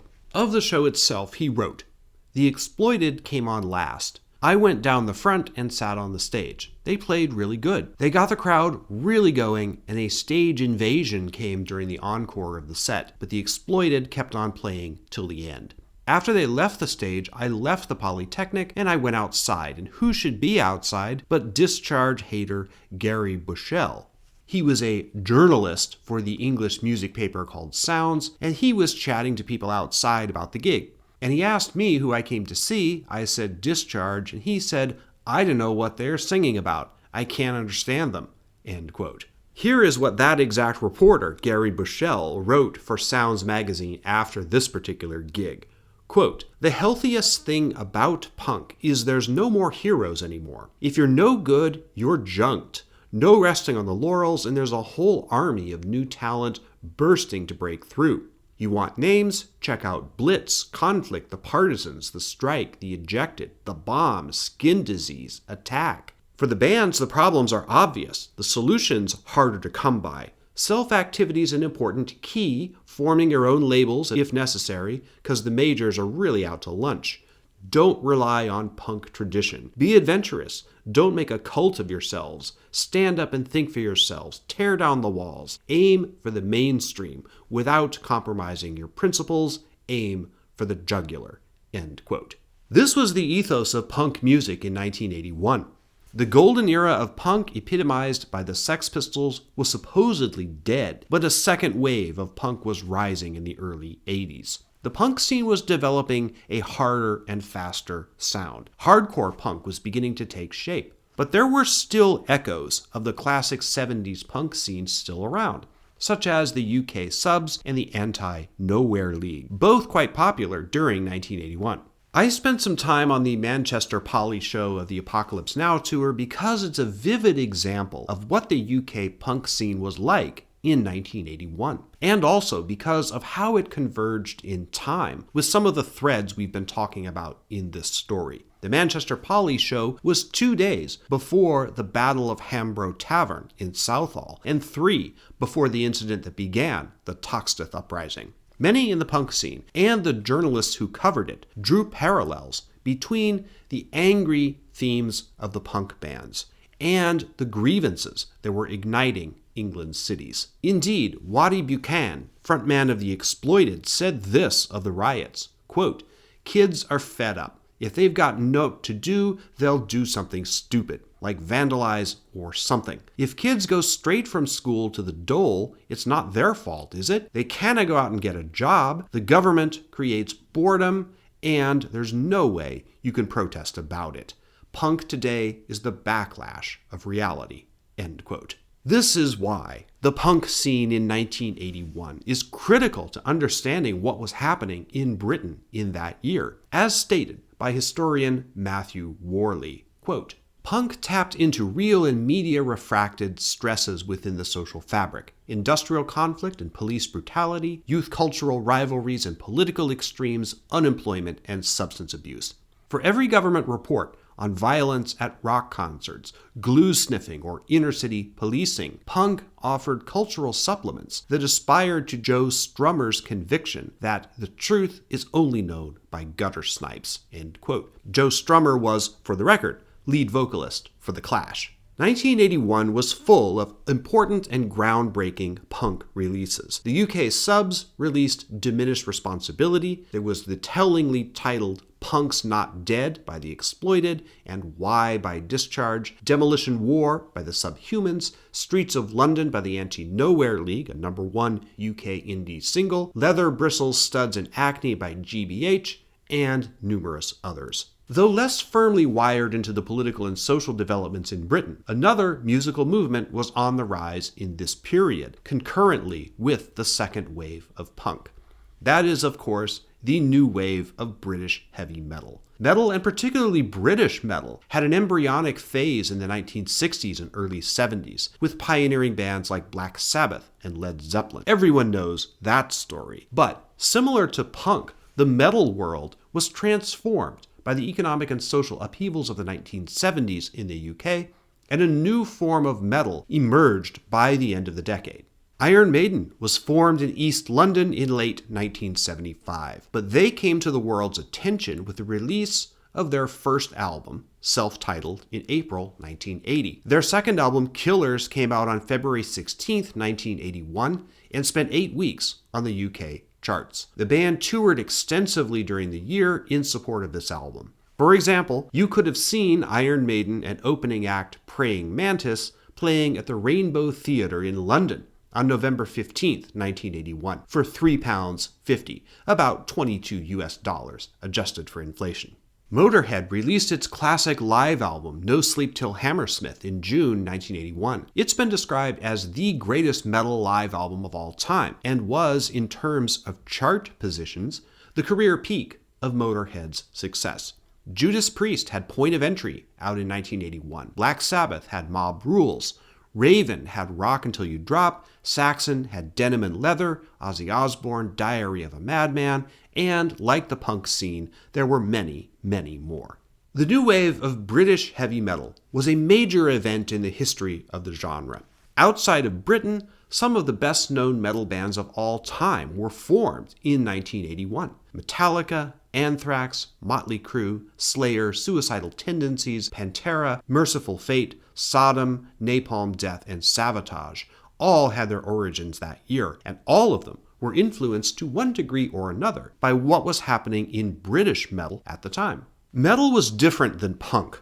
The metal scene was much less political than punk, and most British metal bands in 1981 avoided political subjects or social commentary in their lyrics. Religion, especially a backlash against the moralism of fundamentalist Christianity, was much more often a theme among metal bands than politics or social conditions. But metalheads had a lot in common with the punk scene. A lot of young men who felt marginalized, jobless, and idle, disillusioned with the failure of the government and other institutions to follow through on the promises of prosperity and success that British society seemed to be abrogating in spades in the early 1980s. It's definitely not coincidental that trends in both of these musical movements, punk and metal, coincided with especially bad economic dislocations, social reckonings, and moral panics in British society. Punk and metal were working class music, driven by a DIY kind of ethos. Metal in particular in this period, and punk too, were sustained by word of mouth and tape trading, the sharing of albums and music among friends. This is a decentralized model of music distribution, which worked totally differently than the universe of corporate record labels, retail, music stores, and radio airplay. So at least in terms of music, Britain in 1981 had some significant high points. A year in a country that contributed the Exploited's Punk's Not Dead and Iron Maiden's Killers to the world obviously isn't all bad. But to truly understand where they came from and what these pieces of music are saying, you have to appreciate where Britain was in 1981 and what was going on there. Before we leave the subject of Britain's cultural history in 1981, let's take a look at what else was going on in parts of the entertainment scene in that year. That's in the next chapter.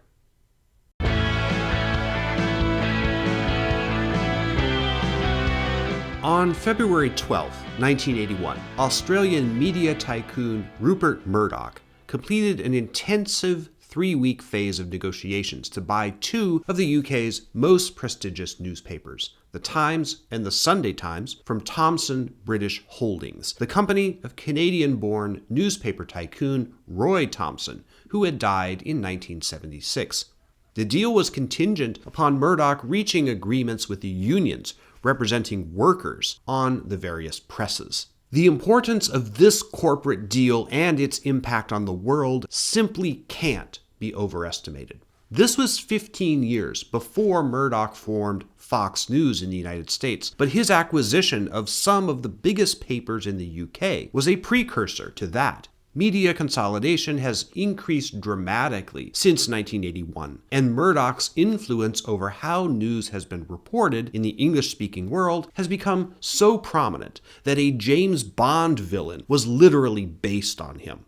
But in 1981, that was in the future. More on James Bond in a few minutes. Murdoch's forte, even at that time, was tabloid papers. Populist and lowbrow, filled with inflammatory headlines, sex, violence, and gossip, tabloids were already a major feature of the British media landscape before Murdoch got his hands on many of them. By 1981, he already owned The Sun and News of the World. Now that he controlled the more or less respectable British papers, his brand of journalism and his conservative political leanings would seep through the whole media landscape over the coming years. One thing that started to change in the media in 1981, partly as a result of Murdoch, was the dog-eat-dog competition among the tabloids for salacious gossip and revealing photos, many of them focused on the royal family. That was to have a huge effect, particularly on a young woman called Diana Spencer. We'll talk about her in the next chapter.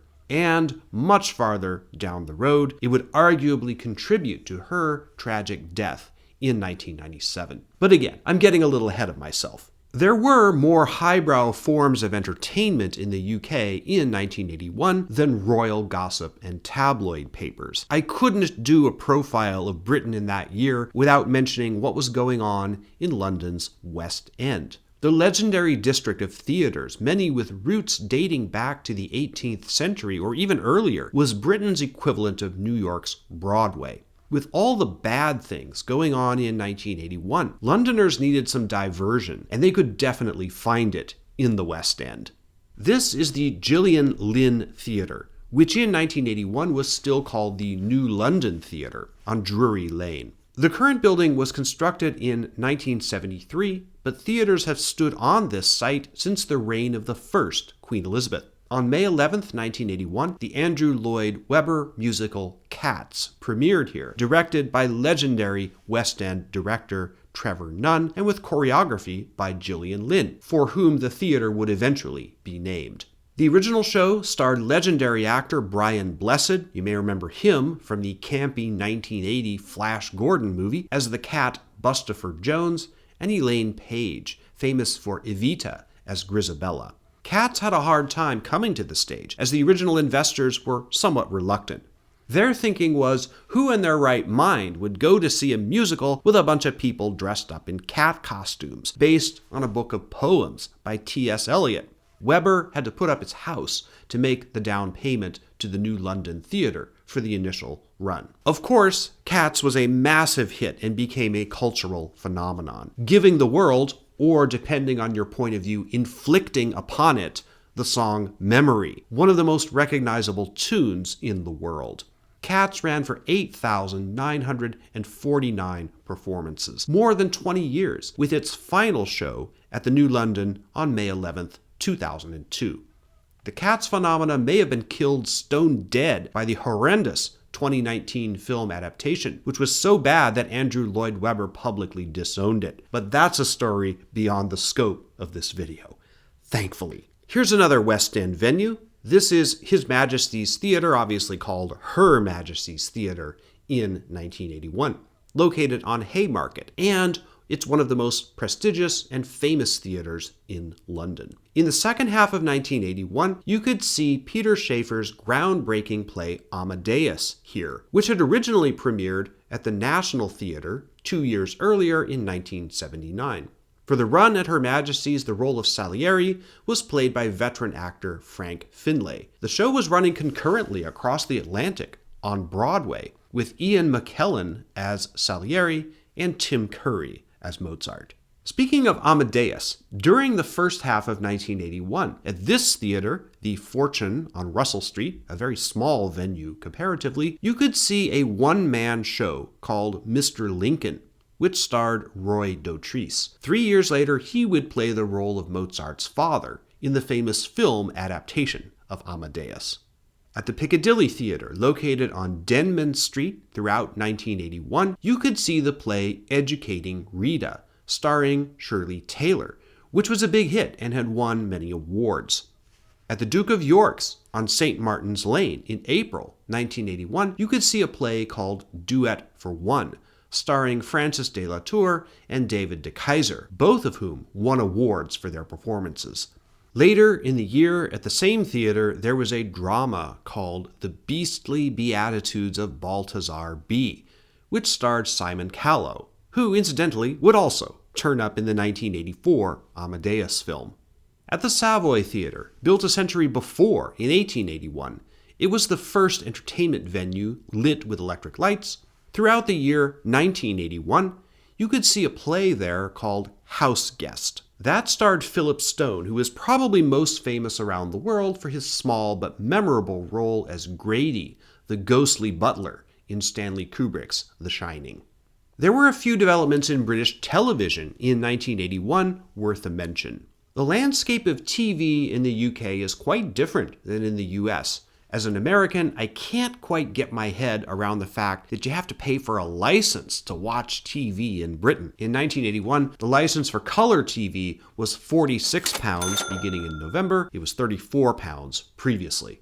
There were only a few channels, namely BBC One, ITV, and BBC Two, the latter of which at that time broadcast only a few hours a day, and often showed only this test card, the notorious test card F, showing a girl and a highly disturbing clown doll. Thanks to Rob of Rob's London channel for telling me about this, despite the fact that after seeing it, I need therapy. Anyway, the premieres of principally American movies on British TV were big events in the UK.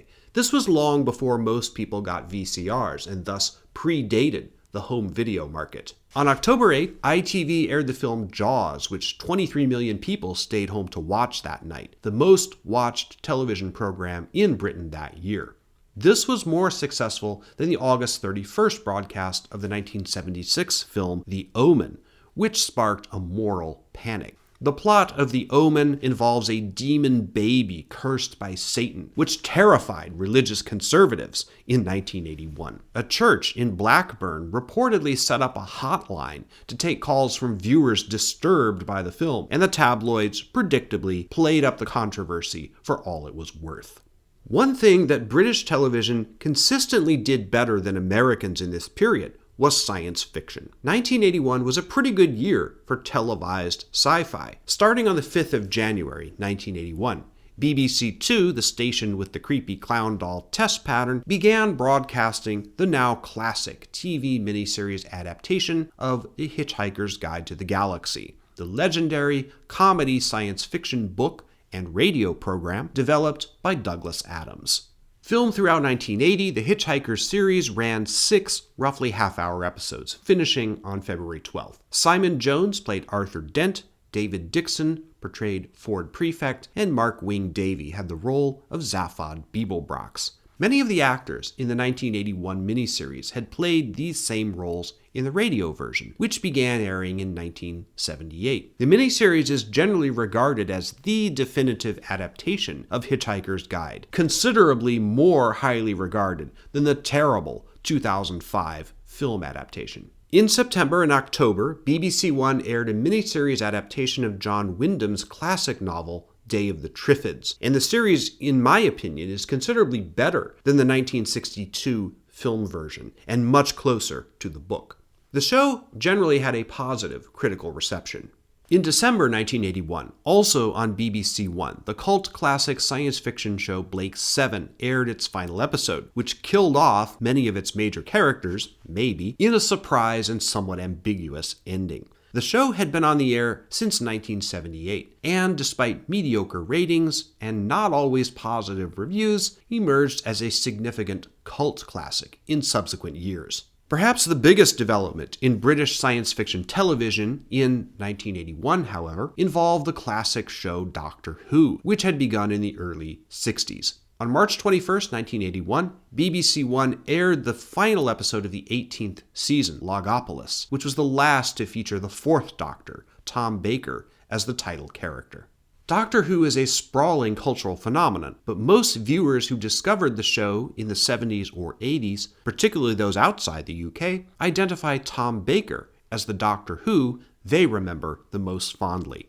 Baker played the character for 7 years, beginning in 1974, and his trademark wild hair, tweed suits, and extra-long knit scarf formed one of the most recognizable characters in all of science fiction in this period. The episodes featuring Baker were the ones most often broadcast in other parts of the world.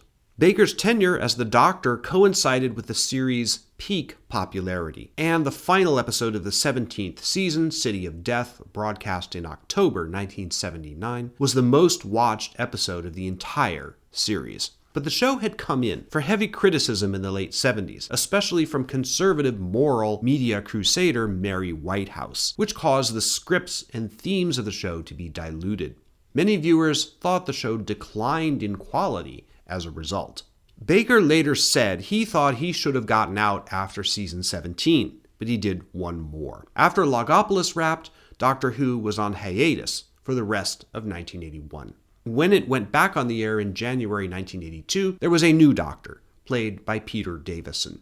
Tom Baker, still alive as of the making of this video in early 2025, is forever associated with his most famous role, and it with him. Outside the realm of science fiction, one of the most classic British sitcom series premiered in 1981, that being Only Fools and Horses. The show featured the misadventures of the Trotter family and their constant schemes to get rich. The title refers to the slogan, "Only Fools and Horses Work for a Living."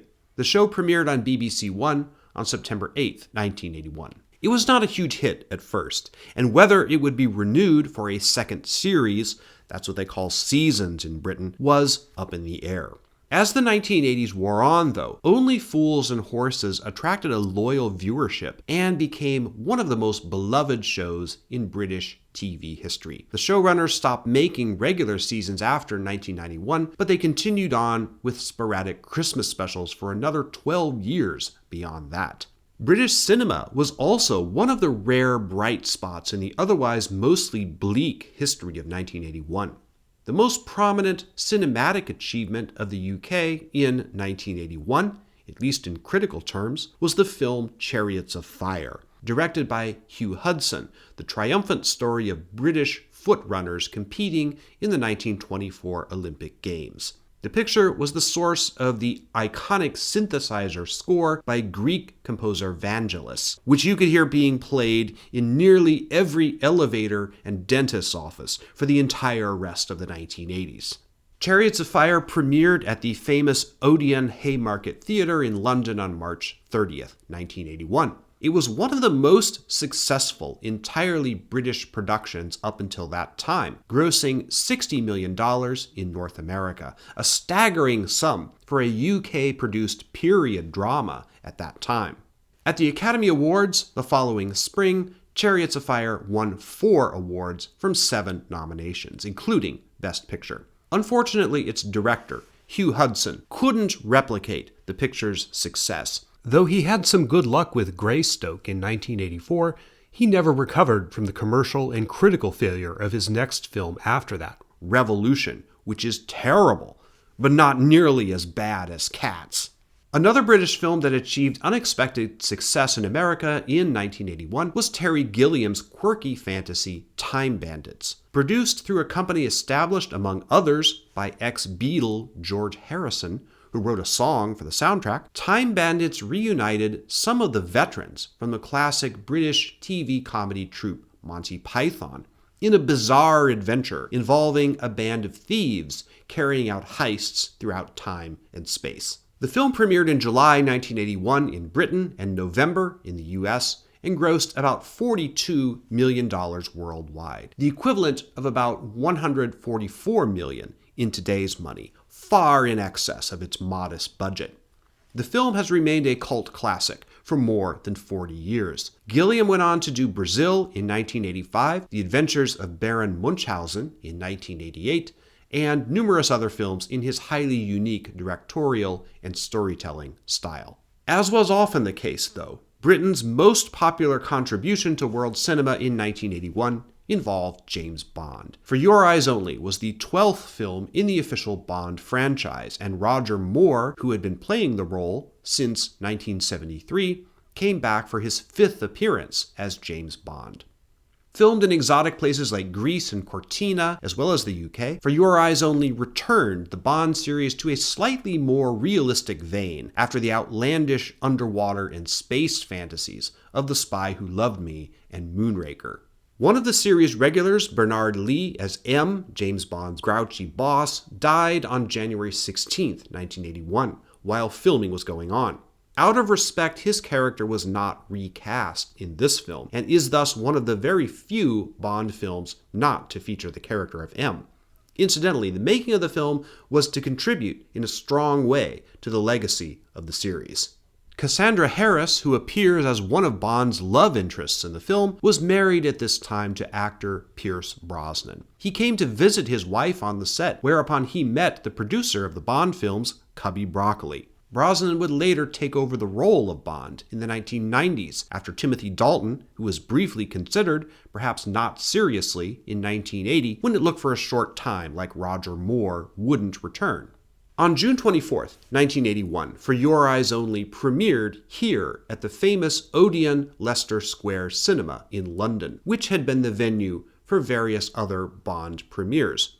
Most of the film's major stars were in attendance, including Roger Moore, villain Julian Glover, Cassandra Harris, and her husband, sporting a very 1981-era mustache. But there were some special guests, too. Prince Charles and his fiancée, Diana Spencer, were also on hand. They were a little more than a month away from their wedding at St. Paul's Cathedral, one of the very prominent events in Britain in 1981, and which we'll cover in the next chapter. There was already trouble in paradise for the royal couple, but we'll get there in due course. For Your Eyes Only went on to make $195 million worldwide, the equivalent of about $663 million in today's money, a blockbuster for the ages.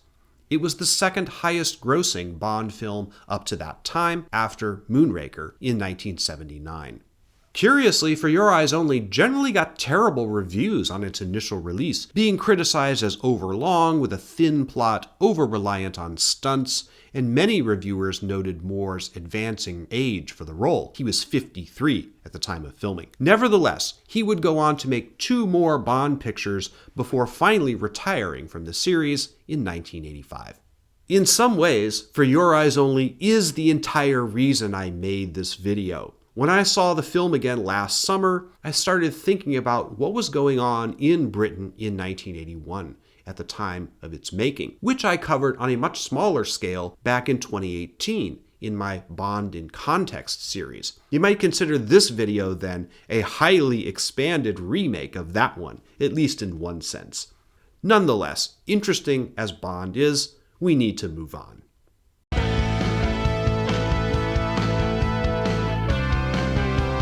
I feel that I need to preface this next chapter with some caveats.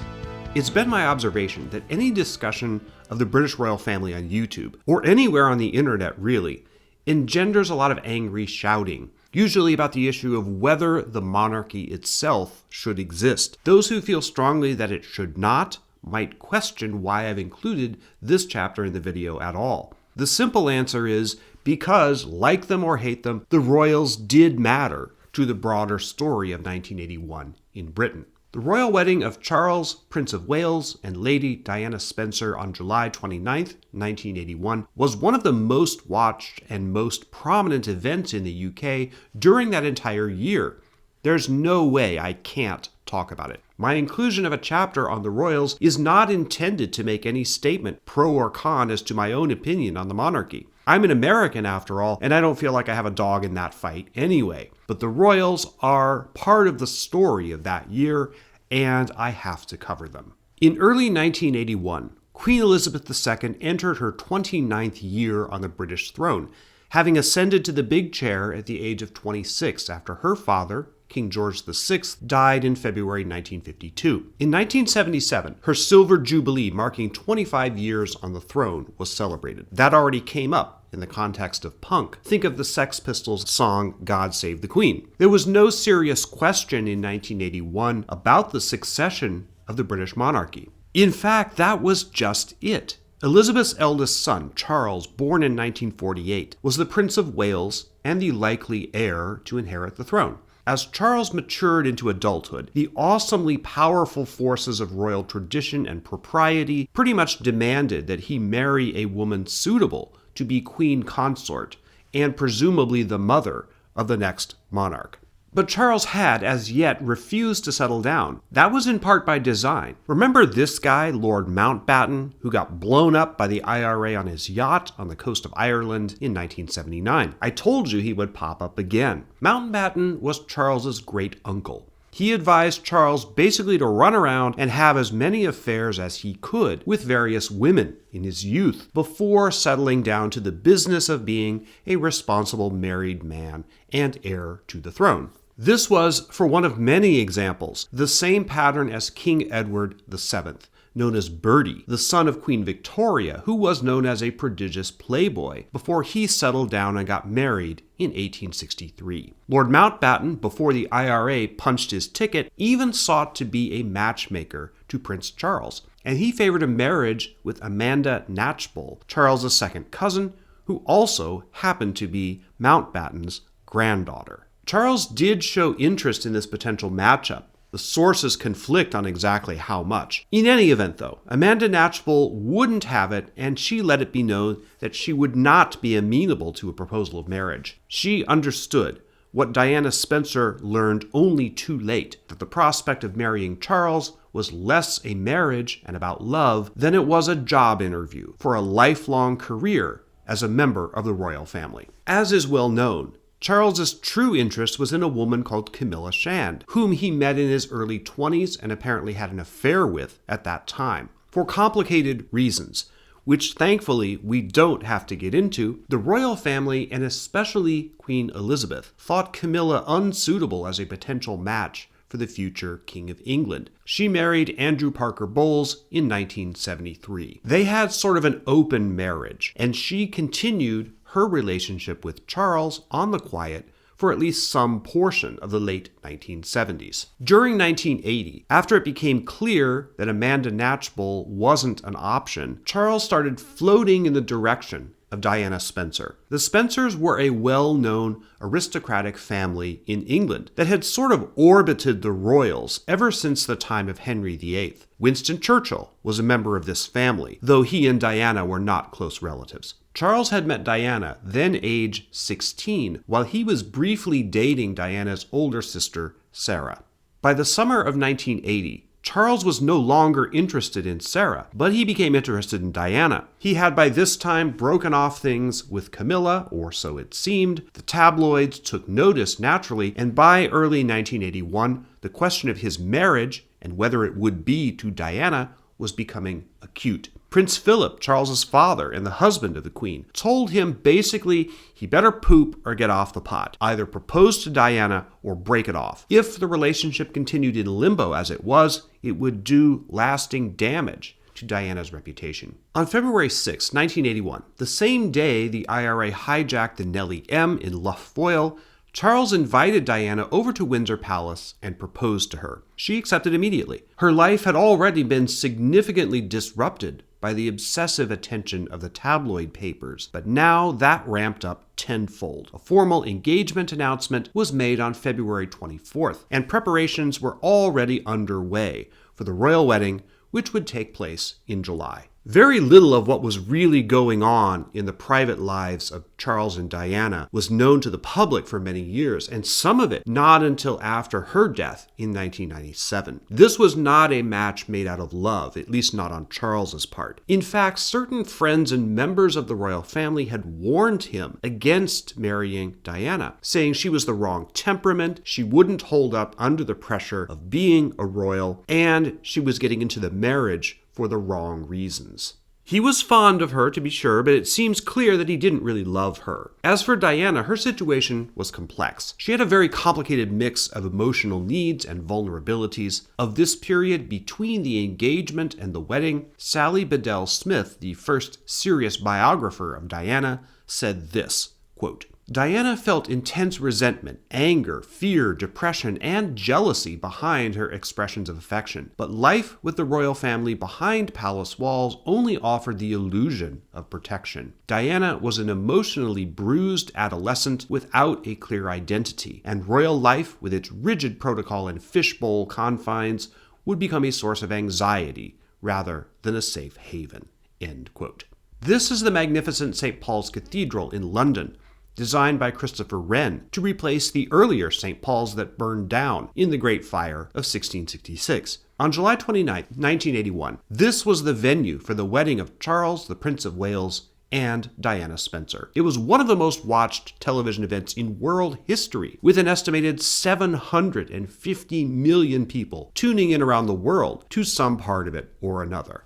I remember watching it. The royal couple went on a procession from Clarence House to St. Paul's, and as many as 2 million people lined the route to watch them pass in a royal carriage, which was too small to hold Diana and the immense train of her wedding dress comfortably. Her dress, incidentally, cost £9,000, the equivalent of about $53,000 adjusted for inflation.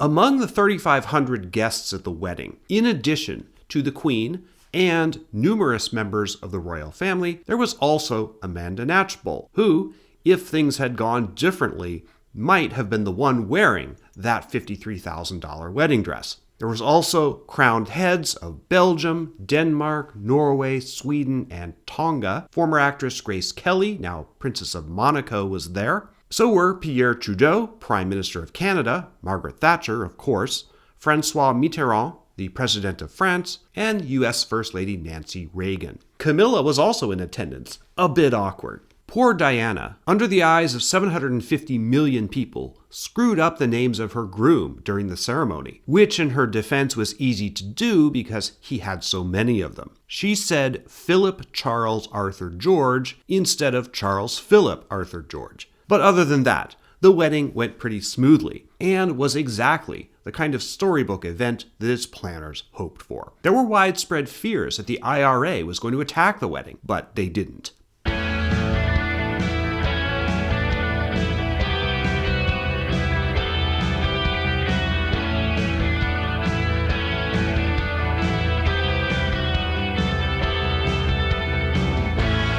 The picture-perfect wedding was a smokescreen for a relationship that had already gone dangerously off the rails, even before the ceremony. If we again go back to the concept of the royal engagement as a job interview for the career of being in the royal family, Diana was a pretty poor applicant. She had few interests of her own. She chafed under the strict rules and protocol of the family and was bewildered and overwhelmed by the advice they tried to give her, which was all about rules and protocol and nothing about how to deal with the role emotionally or personally. You have to understand that the British royal family is like no other family on earth. They don't talk about their emotions or their inner lives.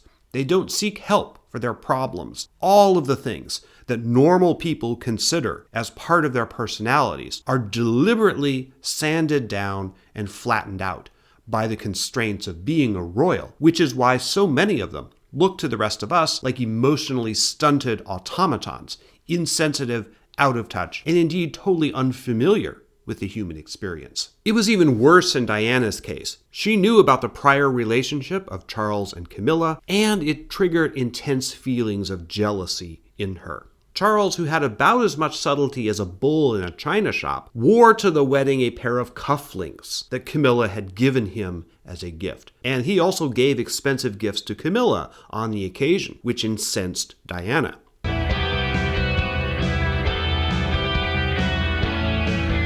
Diana was a vulnerable young woman who probably should never have been put into the circumstances in which she found herself. Without any real support structure to help her deal with it, and with her new husband largely oblivious or insensitive or both, she started to fall apart emotionally. Their honeymoon aboard the royal yacht Britannia was a disaster. They simply couldn't connect emotionally or personally. She had terrible fits of crying, where she would be inconsolable. Charles didn't understand any of this.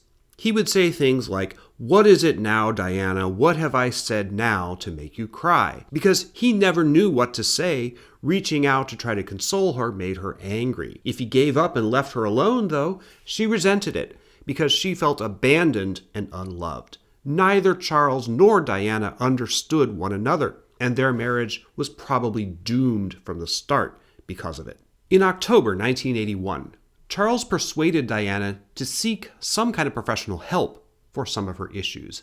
That was a big thing from a member of a family who stringently denied that they ever had issues, and in which mental illness was feared and misunderstood. She did see some analysts and psychiatrists, but she was too timid to tell them what was really wrong, especially about her history of self-destructive behavior. When some of the doctors prescribed Valium, she refused to take it, assuming that they were doing Charles's bidding in trying to rid himself of a problem by tranquilizing her. Then, as if she needed any more stresses, about that time, Diana discovered she was pregnant. In June 1982, she would give birth to Prince William, who is, as of the making of this video, next in line for the British throne. In retrospect, it's hard to imagine, from the historical evidence, that the marriage of Charles and Diana could ever have worked. The narrative that has crystallized is that she was vulnerable and needy, he was selfish and insensitive, and the Queen and the royal family just made things worse. That was certainly the narrative in the most popular recent portrayal of the royal family in this period on screen, that being the Netflix series The Crown. There is some reality in that narrative, substantially, but as usual, it's more complicated than that. Charles clearly made a terrible mistake when he proposed to Diana, but given the circumstances, especially the pressure of the royal family and the tabloids, it's understandable why he made that mistake. For her part, though, Diana was not a totally innocent ingenue cruelly exploited by the royal family. She did have agency in her own story, which the typical narrative, the Crown narrative, tends to gloss over. She was very young, had some serious emotional and behavioral issues, but she also rushed into the marriage for the wrong reasons. And once in it, she resisted getting the help she needed to cope with it or get out of it. I think this is sufficient treatment of the royal family in the story of Britain's 1981. Let's turn now to another woman who was prominent during that year, the one we've been skirting up until now, the Prime Minister, Margaret Thatcher, one of the main characters of the broader story we're telling here.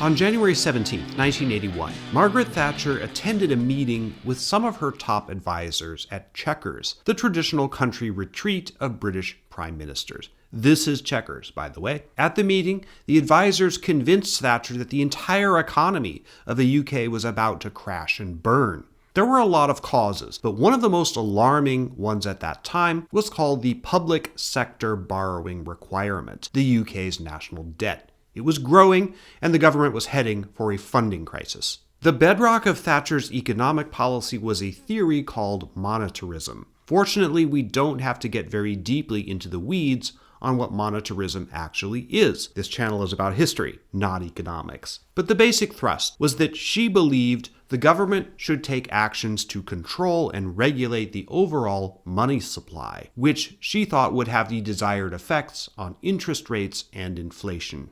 Her critics charged that she should have been less focused on inflation and more focused on unemployment. But everything regarding British economics in this period was a wicked problem. By that I mean, everything you do to address one aspect of a complex problem makes some other aspect of the problem worse. To steal a phrase from the James Bond film Skyfall, dealing with a wicked problem is like trying to solve a Rubik's Cube that's fighting back. The economy of the UK was like that in 1981.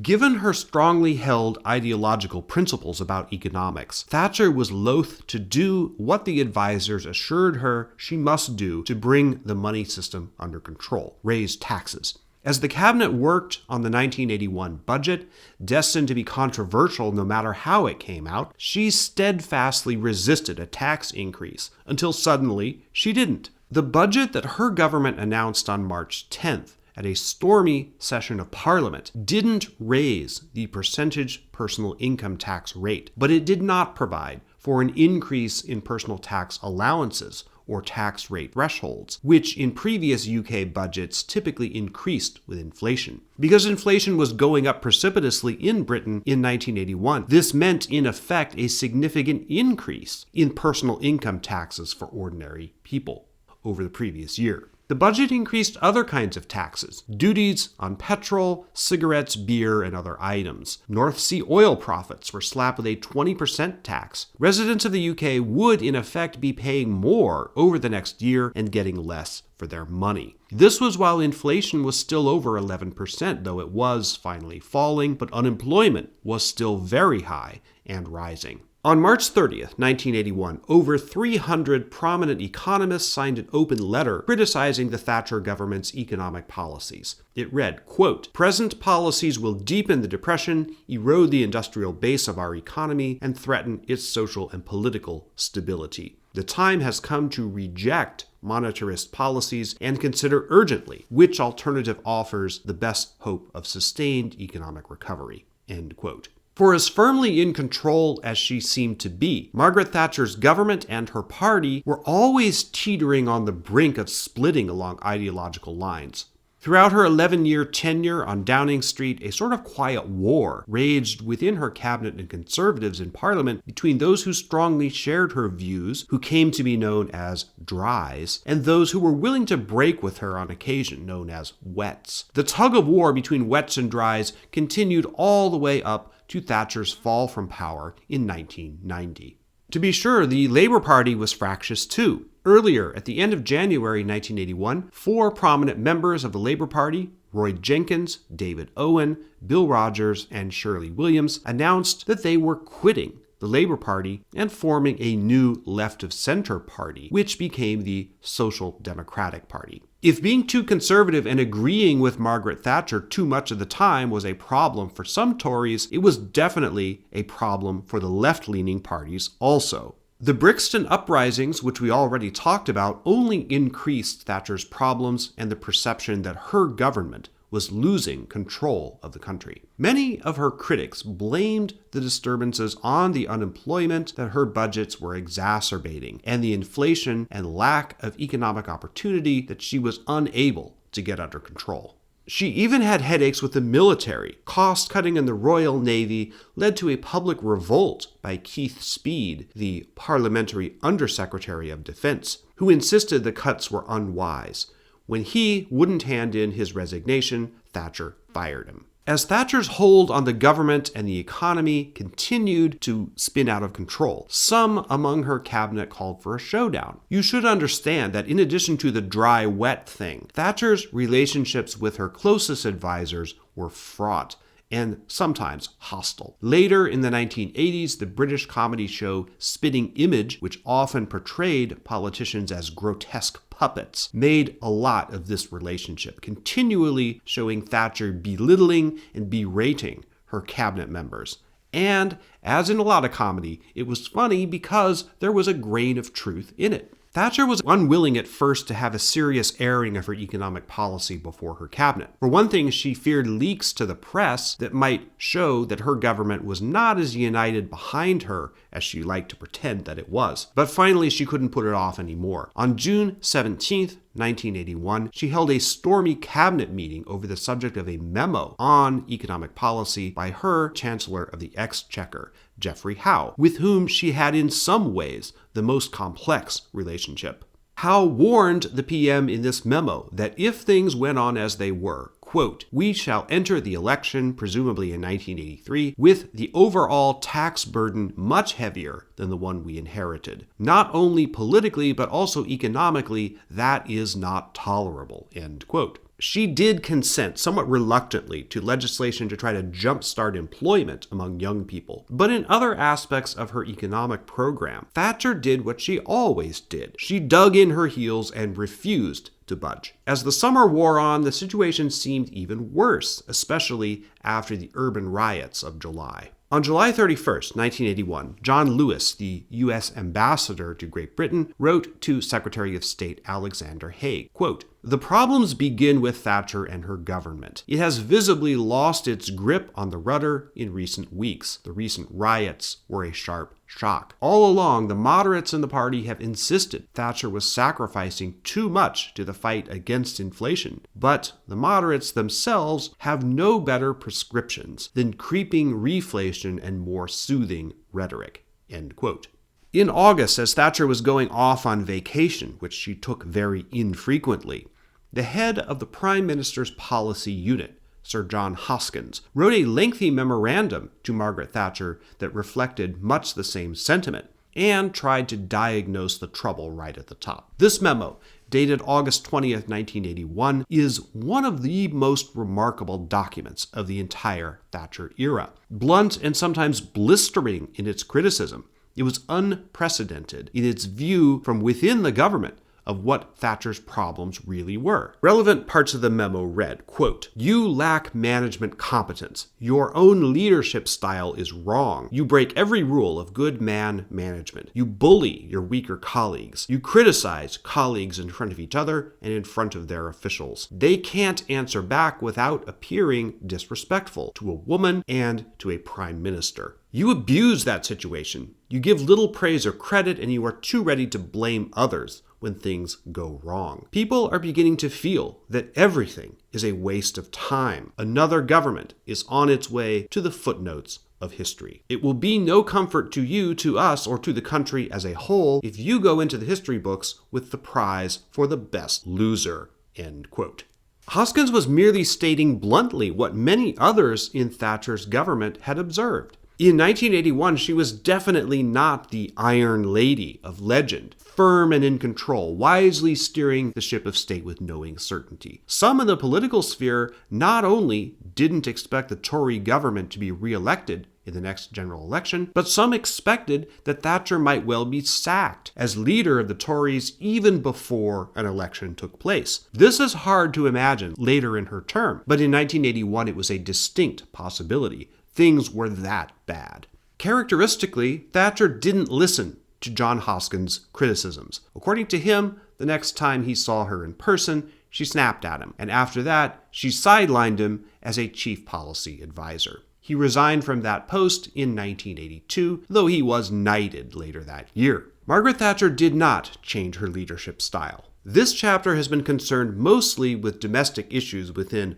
Margaret Thatcher's government, but her actions in the realm of foreign policy during 1981 are also important. I'm going to cover that aspect of her story in the next chapter.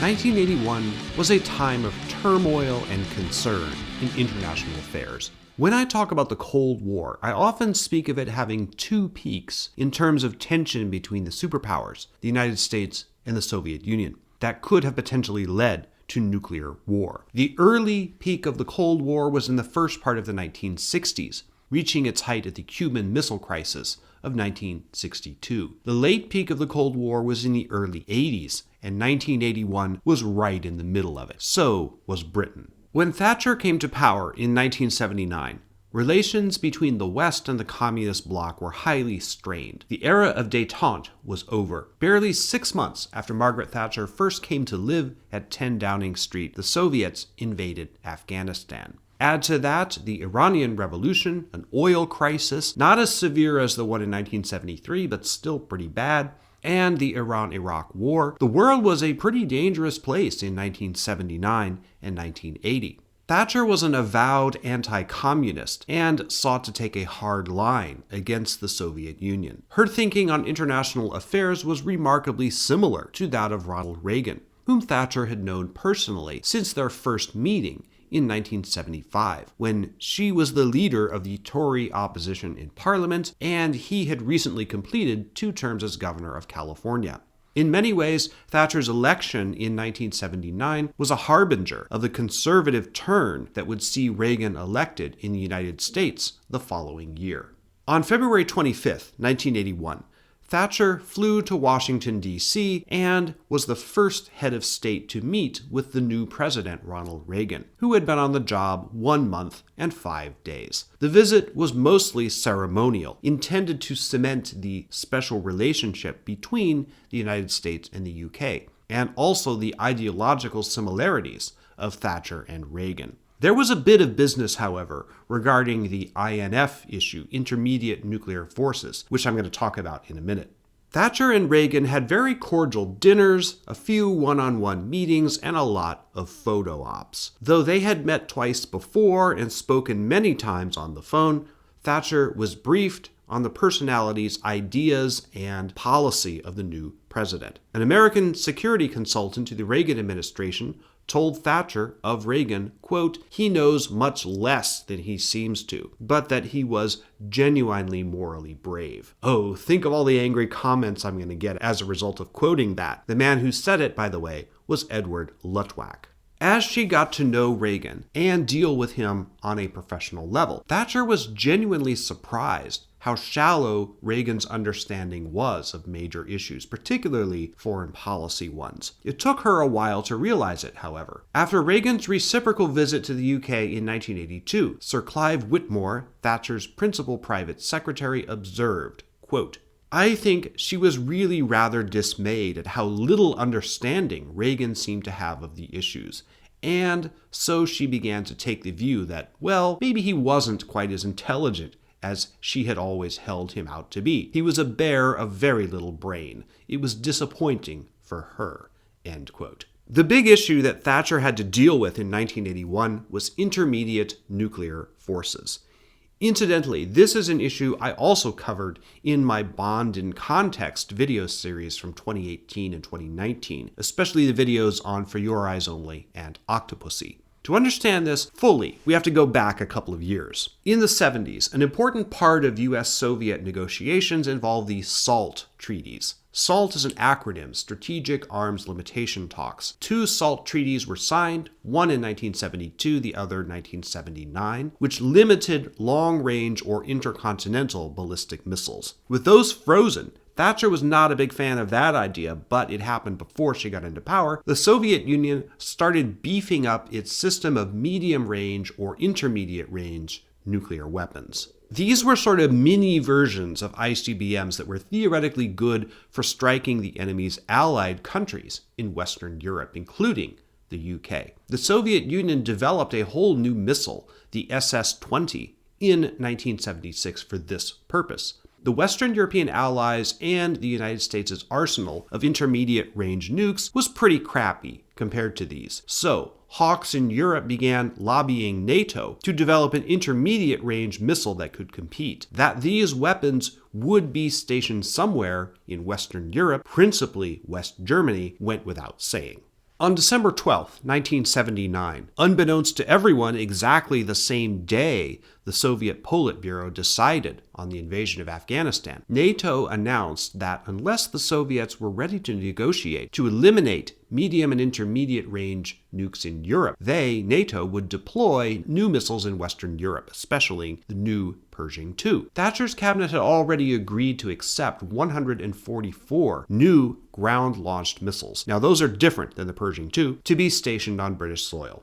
It's important to note that Thatcher's policy was what was called a dual track. That meant they were going to prepare for deployment of the missiles, but at the same time pursue negotiations with the Soviet Union to eliminate this class of weapons entirely, if the Russians would play ball and negotiate in good faith. This was official NATO policy throughout 1980, but when Reagan got into office in January 1981, he and some of his more hawkish advisors, including Alexander Haig, former NATO commander who was now Reagan's Secretary of State, didn't like the idea of negotiating away nuclear deterrence. Aside from the photo ops and fancy dinners, the major policy result of Thatcher's visit to Washington in early 1981 was to convince Reagan to give dual track a fair and honest chance. There's a bit of nuance to Thatcher's position, and a bit of bluff too. She supported the idea of what was called a zero option, and she announced to Parliament in November 1981 that this was her government's policy. This meant that if the Soviets agreed to remove all intermediate forces from Europe, the US would agree not to deploy intermediate-range missiles in Western Europe. However, she only supported the zero option because she was sure the Soviets would never in a million years agree to it. Thatcher wanted Britain to have nuclear weapons, as many as possible. She was chagrined that most of them had to be supplied by the US, but that was the situation. She also pushed hard for the UK to be supplied with Trident missiles, a submarine-launched weapon system that the US was developing.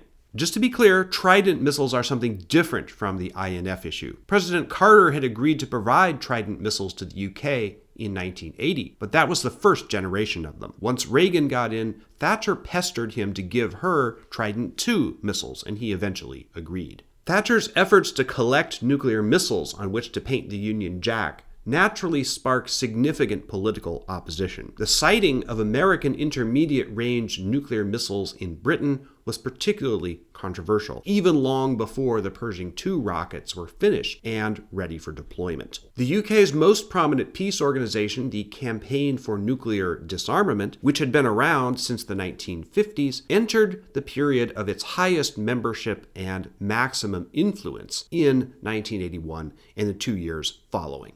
This is the site of a former airbase called Greenham Common. In this shot from Google Maps, you can see the ghostly outline of the old runways, long since removed and overgrown by grass. RAF Greenham Common originally opened in 1942 during World War II and operated for 50 years, finally closing in 1992 after the end of the Cold War. But in 1981, it was a political battleground over the nuclear weapons issue. This site, near the old Greenham Common Air Base, is where 36 women, most of them Welsh, set up camp as a protest against the planned delivery of U.S. intermediate-range nuclear missiles to RAF Greenham Common Base. It happened on September 5, 1981. The women had marched some 120 miles, 193 kilometers, from Cardiff in a highly publicized protest in which the Campaign for Nuclear Disarmament was involved. The 36 protesters delivered a letter to the base commander asking for a dialogue on the placement of the weapons. The base commander refused. The women decided to stay until he agreed to their demands. What began here in September 1981 was the Greenham Common Women's Peace Camp, the first of a series of camps that surrounded RAF Greenham Common Base off and on for the next 19 years. The biggest protests, in terms of numbers, that happened at Greenham Common came in the following years, 1982 and 1983, but it began in September 1981. The backlash against Thatcher's nuclear policy had begun. The next month, on October 24th, about 250,000 people marched through the streets of London to protest the sighting of nuclear weapons in Britain. This march was organized by the Campaign for Nuclear Disarmament. Though it was quickly exceeded in numbers by other protests in the same era, this was at the time the largest anti-nuclear demonstration in British history. Top figures of the UK Labour Party supported and turned out for the march. Big as it was, the London protest was dwarfed by another one that happened in West Germany a few weeks earlier. On October 10th, 1981, a coalition of peace groups organized a massive march that brought over 300,000 people into the streets of Bonn, then the capital of West Germany. The Germans were especially tenacious in protesting nuclear weapons. Many of the largest anti-nuclear demonstrations in 1982 and 1983 were in West Germany. The protests vexed and exasperated Margaret Thatcher and Ronald Reagan both. Though the anti-nuclear movement didn't have quite the same levels of support in the United States, there were still a lot of protest marches. Reagan's daughter, Patty Davis, was prominent at some of them. Thatcher felt strongly that Britain needed nuclear weapons to deter the Soviets, and American weapons in particular. She was out of step and out of touch with the British public on many of these issues. Fortunately, Thatcher never had to confront the issue of a direct Soviet threat against British territory. But at the end of 1981, another situation was brewing elsewhere that would directly involve Margaret Thatcher in questions of war and peace. It was in Argentina, and the object was a distant territory called the Falkland Islands. I'm not going to go into much detail on the background of the Falklands War, which began in March 1982, after the end of the period that we're covering in this video. It's possible that in the future I might do a dedicated video on the Falklands War. No promises. It is an idea though. Anyway, suffice it to say, the Falklands were a small blot of islands far in the South Atlantic down here, and Argentina and Britain had had a long-standing dispute over who owned them, going back as far as the 1830s. Argentina was ruled by a cadre of right-wing military officers beginning in 1976. However, the military stewardship of the country was disastrous. An economic crisis had hit the Argentine people hard, and the military government's policies were doing nothing to reverse it. In mid-December 1981, the currently ruling general, Roberto Viola, was ousted in a coup and replaced by another general, Leopoldo Galtieri. Galtieri and his cronies badly misread both Britain and the United States. They thought Argentina was a strong friend of the United States because the Argentine government supported Ronald Reagan's pet project, the Contras, fighting the communist government of Nicaragua. They also believed that the UK didn't have much interest in holding on to the Falklands and would not use military force to try to keep them. So Galtieri reasoned, in an entirely cynical ploy, why don't we divert the Argentine people's attention away from all those economic problems by drumming up a war against the British for the Falkland Islands? That wouldn't happen, as I said, until March 1982, but the plan was undoubtedly in the minds of the Argentine military commanders by the end of 1981. That war would have immense consequences, especially for Margaret Thatcher herself.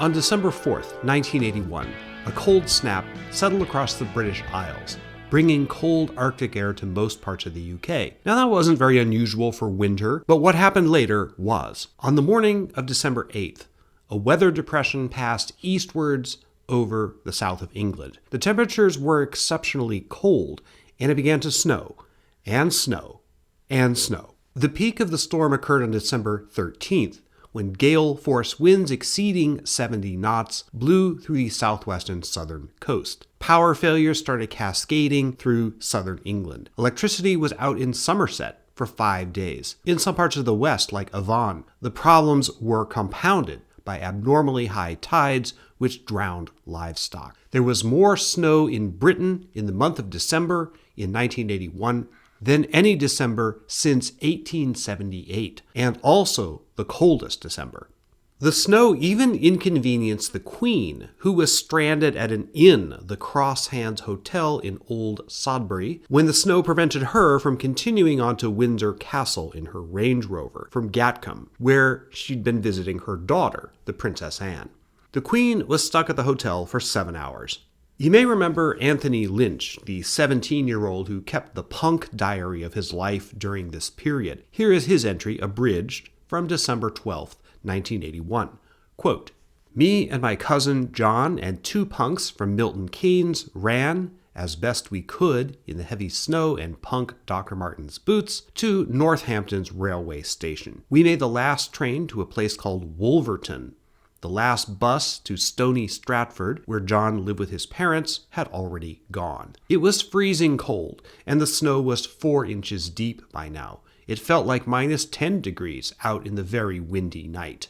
So we had no choice but to walk to Stony Stratford from Wolverton railway station. We stopped at a Chinese takeaway and bought chipped potatoes at 39 pence each. We trudged crunchily past a few roundabouts and flyovers later, and we walked up the hill to Auntie Jean's, John's mum. I took off my snowy Dr. Marten boots to defrost a little. I was pizzaed and teed up fairly soon, and I slept in John's room on a camp bed, the night at about 3 o'clock a.m.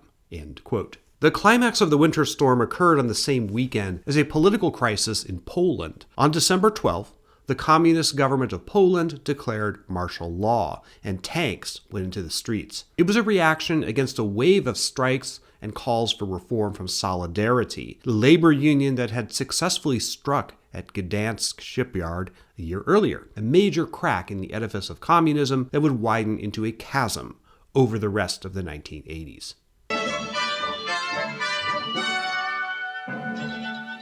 The armed forces now rule in Poland with martial law and the threat of execution for those who break it. At home, the snow comes back, worse than ever, but a thaw is coming behind it. Though the crisis in Poland alarmed Western leaders, including Ronald Reagan and Margaret Thatcher, aside from some blustery talk, Thatcher decided there wasn't much she could do but watch from afar and let events take their course. This is a place called Seer Green in Buckinghamshire. On December 11th, 1981, while the snow was falling, a train collision occurred here that was significantly related to the weather. One train had stopped due to fallen branches lying across the track. An inexperienced signalman allowed a second train to go forward on the same track, erroneously thinking that a signal lever was frozen in place. The second train crashed into the first one, killing 4 people and injuring 5 more. The dead of the Seer Green disaster are counted as part of the 19 lives lost across Britain during the snow event. This is the Penly lifeboat station near a fishing port called Mousehole on the coast of Cornwall. It was at the time a base for the Royal National Lifeboat Institution, a charity crewed mostly by volunteers dedicated to saving lives at sea. On December 19, 1981, 8 days after the Seer Green disaster, a ship called the Union Star ran into trouble in the waters off this port during continuing storms related to the weather conditions. The Union Star's engines failed. The RNLI dispatched one of its rescue vessels, a 47-foot lifeboat called the Solomon Brown, which carried 8 men, to go to the aid of the Union Star. A Royal Navy helicopter also went to the rescue, but couldn't do much as the wind was too strong. The waves were at 60 feet. The Solomon Brown managed to get 4 members of the Union Star's crew aboard the lifeboat, but as they turned back toward shore, the Brown was lost in the gale, and its lights vanished in the stormy darkness. Wreckage from the boat was later found washed up on shore. None of the Solomon Brown's crew, nor that of the Union Star, survived. A total of 16 people died in what's known as the Penly lifeboat disaster. Donations for the survivors and the community poured in from all over the UK. Down to the present day, at 8 o'clock p.m. every December 19th, the anniversary of the tragedy, the Christmas lights at the town of Mousehole are turned off for an hour in remembrance of those lost in the disaster. Numerous songs have been written about the Penly tragedy, which reverberates strongly in English folk memory. Things were still pretty grim for Britain at Christmas 1981. Unemployment stood at 10.2%. Inflation was still high, though on a downward trajectory. In London, you could get a Christmas turkey for 47 pence per pound, about £7 for roughly a 15-pound turkey, the equivalent of about $45 adjusted for inflation. That is, if you could get a turkey. You had to order them sometime in advance to be guaranteed to get one in time for Christmas dinner. You could book a hotel for the holidays in Blackpool, a popular resort, for £75 a night, about $480 adjusted for inflation. A video recorder, rare in 1981, cost £449, adjusted to today's money about $2,900. Just before Christmas in the Liverpool area, you could buy a 1981 Chevette ES Saloon for £2,995, about $19,200, adjusted for inflation. On New Year's Eve 1981, Margaret Thatcher addressed the nation in a series of radio and television interviews. She triumphantly proclaimed that the worst was over. She said, quote, "There is much more hope ahead this coming year than there has been at the depths of the world recession. I believe we passed the depths sometime during the past year." End quote. Naturally, she used the balance of her messages to defend her economic philosophy and her decisions about the economy. She was upbeat. After all, remaining steadfast in her conviction that her monetarist ideas were absolutely correct was baked into her political brand. But there weren't a lot of signs at the end of 1981 that the British public shared her optimism. A poll taken by the newspaper The Guardian found that 35% of respondents believed that the economy would not continue to get worse during 1982. A similar number thought the prospect of nuclear war would grow worse in the coming year. Britain's youth was especially pessimistic. Only 7% of respondents between 18 and 34 thought that things would get better in the coming year. 59%, a solid majority, believed things would get worse. If you've been paying attention to this video up until now, the reasons why young people in the UK were particularly disillusioned should be obvious to you. My guess is that some of those people, now past middle age, will probably watch this video and remember those times. Britons rang out the terrible old year of 1981 and the uncertain new one in much the same way as they'd been going previously. In London, extra police patrolled Trafalgar Square, anticipating drunken New Year's revelers. On New Year's Eve, about 100 demonstrators, most of them black, gathered in front of a police station in Notting Hill to protest a Christmas Eve police raid on a black club, the Mangrove Club. The police deployed men with riot shields to confront the crowd, but the demonstration broke up peacefully. 1981 was an awful year. It was filled with economic distress, racial tension, political missteps, terrorism, personal tragedies, and a widespread sense that the UK was a place where very little made sense anymore. There have arguably been worse times in the country's history, and there possibly will be again. But this particular year stands out for everything that happened and what it says about the broader story of British and world history.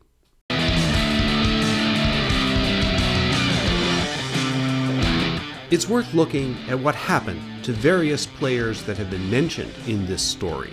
Though Peter Sutcliffe, the Yorkshire Ripper, had been judged sane at his trial, that was a legal judgment, not a medical one. He was diagnosed with paranoid schizophrenia, and though he began serving his sentences at a prison on the Isle of Wight, in 1984 he was sent to Broadmoor, a mental hospital.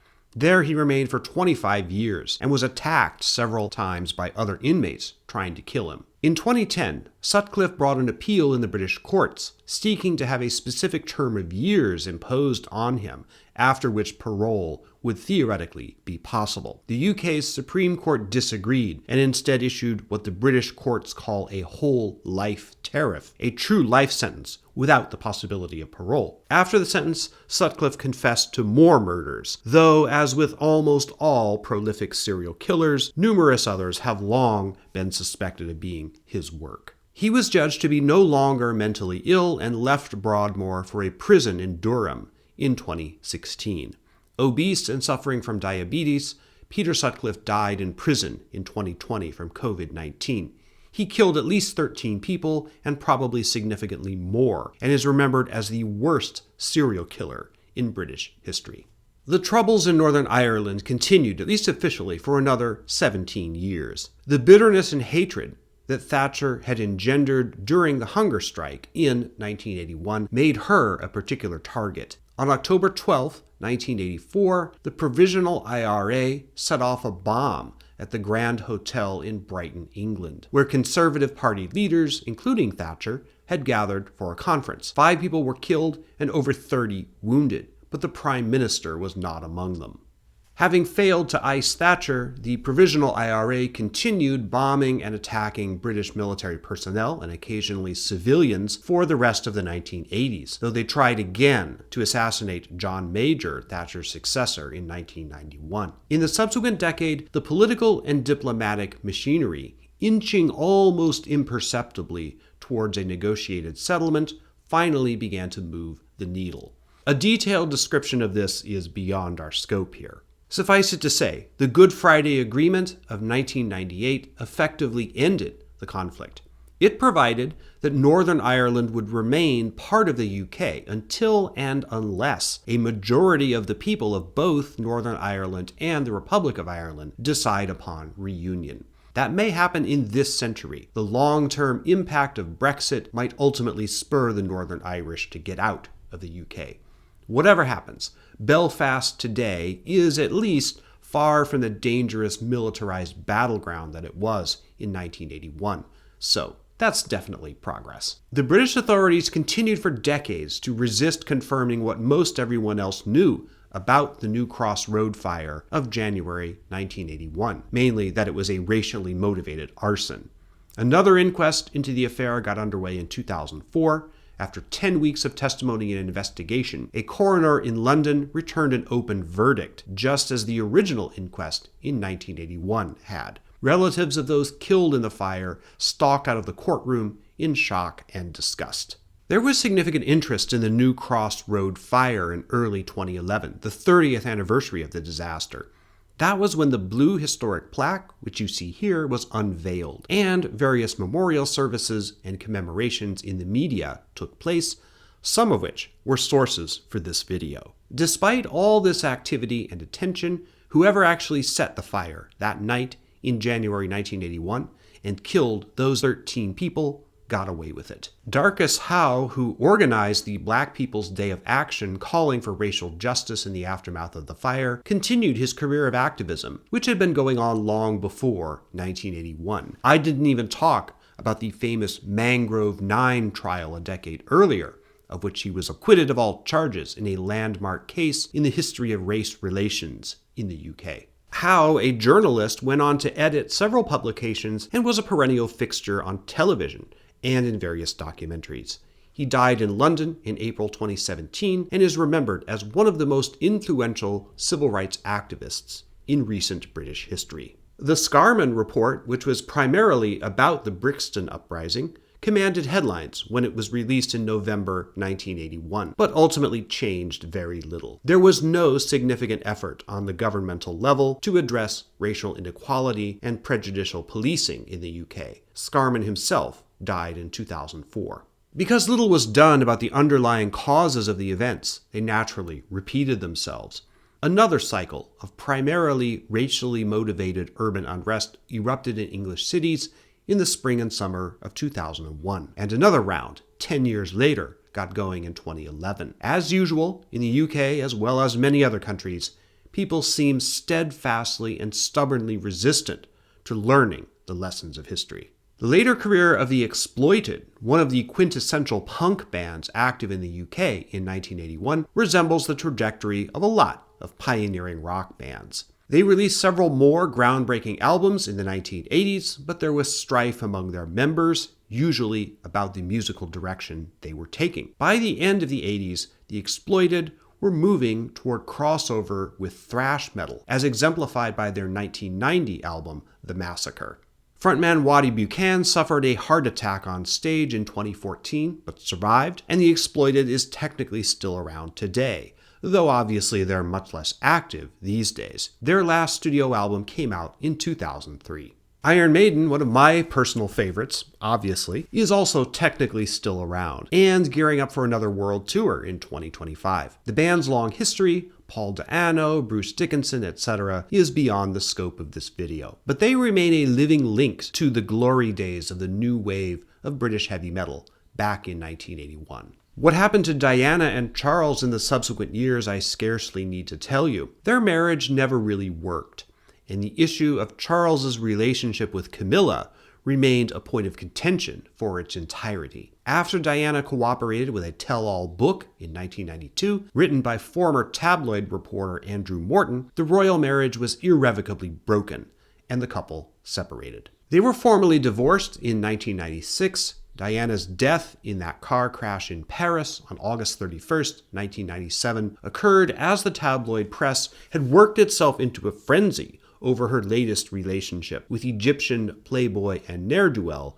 Dodi Fayed, who died with her. Despite decades of conspiracy theories and unfounded speculation, there is no evidence that the royal family was involved in her death. The relentless paparazzi, from whom the couple was trying to escape that night, are more directly responsible than the Queen. Though I do admit the mystery of the little white Fiat with which Diana's car had a fateful encounter seconds before the crash intrigues me. Some journalists claim to have solved the mystery of who was driving that car, though said journalists are from the Daily Mail, a source so unreliable that it's safer to simply dismiss it out of hand. But that's a subject for another day. Margaret Thatcher's economic and political troubles did not end with the turn of the new year to 1982. Indeed, though she did manage to get inflation under control, unemployment remained high, and the real economic pain of the British people only gradually lessened as the Western world began to pull out of the early 1980s recession. By the spring of 1982, Thatcher was still facing the grim political reality that the Conservative Party would probably not win a majority in the next general election. On March 19, 1982, a group of Argentine scrap metal dealers landed on South Georgia Island in the Falklands and officially claimed it for Argentina. This was part of a political and military campaign already decided upon by Leopoldo Galtieri, the leader of Argentina, who was trying to unite his own people in a patriotic adventure that he hoped would divert attention from the military's disastrous misrule of Argentina. When Thatcher responded by making moves to reinforce the Falklands, Galtieri's forces invaded the islands on April 2, 1982. The war lasted 74 days and killed about 900 people, two-thirds of them on the Argentine side. Militarily and diplomatically, the Argentine regime was no match for Britain, and Galtieri surrendered on June 14, 1982. This was the last colonial war fought directly for control of a part of the British Empire, a very distant and small part nonetheless. The Falklands War is credited for turning around Margaret Thatcher's political fortunes. Previously, the Tories were trailing in the polls against an alliance of the Social Democrats and the Liberal Party, though Labour remained the chief practical adversary. About a year after the Falklands conflict ended, Thatcher led the Tories into the long-awaited general election. On June 9, 1983, she wiped the floor with her opponents, leading Conservatives to their largest parliamentary majority since the end of World War II, up until that time. As economic prosperity finally returned to the UK, despite the very rough start of Thatcher's monetarist and privatization campaigns, she coasted into a third election victory in 1987, which is very rare in British political history, and Labour was at low ebb. But Thatcher's stubbornness and the flaws in her leadership style, which were so starkly called out in that August 1981 memo, started to consume her government in the final years of her reign. So did the issue of Euroscepticism, the long simmering opposition within British politics to engagement, both political and economic, with the rest of Europe, and especially what became the European Union. This issue is way too complicated to deal with here. If you want a basic primer on how and why Thatcher fell from power in November 1990, which had a lot to do with Euroscepticism and the political factors that eventually produced Brexit, I covered it in my video on the Persian Gulf War. Thatcher's support for the deployment of American-made intermediate-range nuclear missiles in Europe and similar decisions in other Western European countries triggered some of the largest and most impassioned popular demonstrations of the entire Cold War era. European politics, especially in 1983, was dominated by the nuclear issue. To note that this issue was ultimately defused later in the 1980s when Ronald Reagan signed the INF Treaty with Soviet leader Mikhail Gorbachev, part of the Glasnost project that helped bring the Cold War to an end, doesn't necessarily get Thatcher off the hook. Reagan embarked on a nuclear arms race in the 1980s, precisely so he could offer the dismantlement of those weapons as a bargaining chip to the Soviets.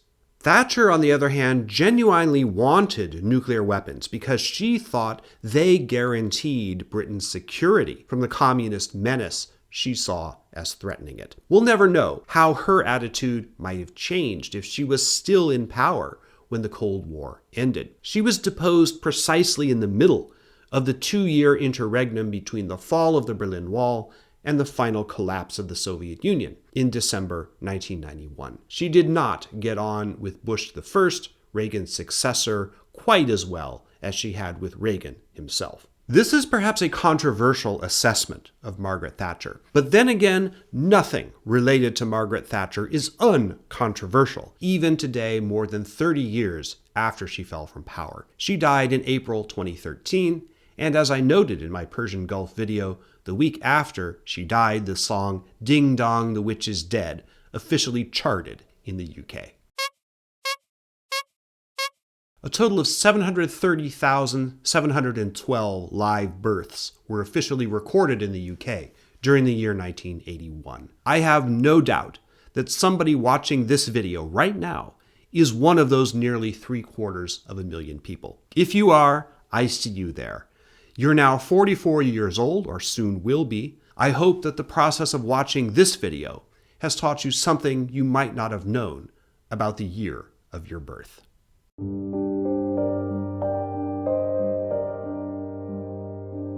What does 1981 in Britain mean? Why is this year, out of any in recent British history, worthy of focusing on in its own right? Aside from my purely personal reasons for making this video, for your eyes only, remember, I do think this dive into a small sliver of history is a worthwhile exercise. I think we can catch glimpses in 1981 of many of the trends that have come to define British history since then, and which also inform our modern world.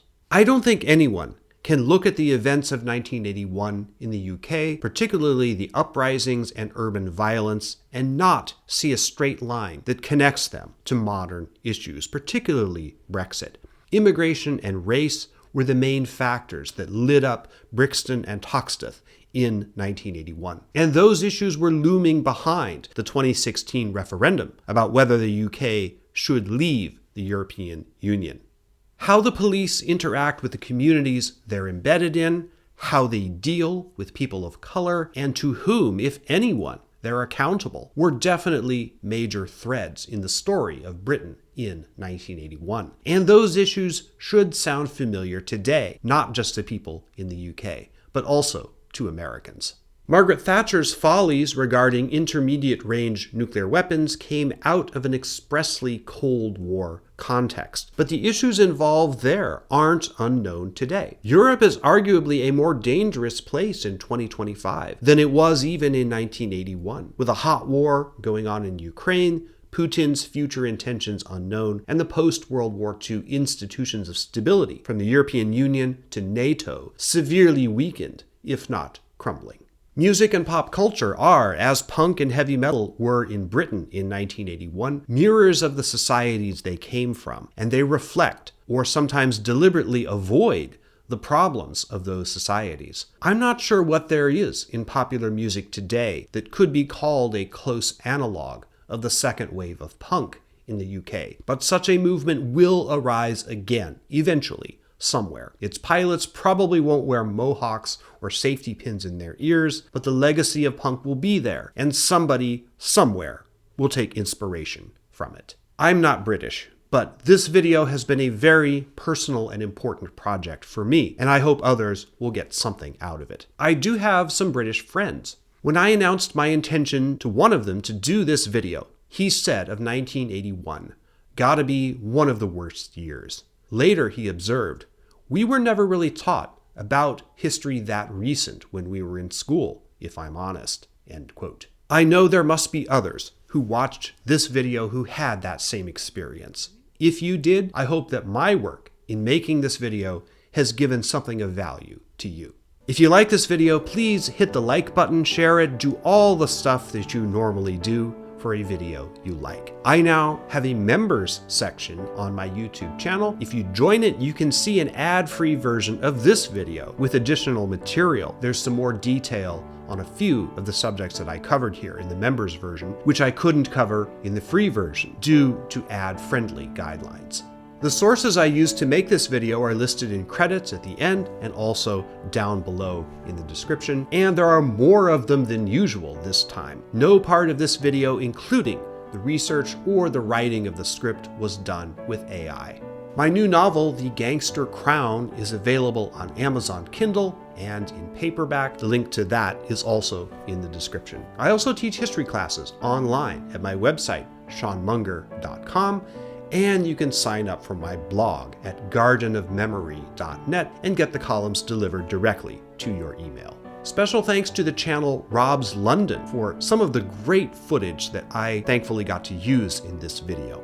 I love Rob's London and I highly recommend it to the viewers of this channel. It's historical, it's geographical, and it's a lot of interesting fun. Wonderful to get to do a crossover with Rob, so do subscribe to his channel and give him some love. Thank you to all my fans and supporters, and thank you once again for joining me on another journey into the past.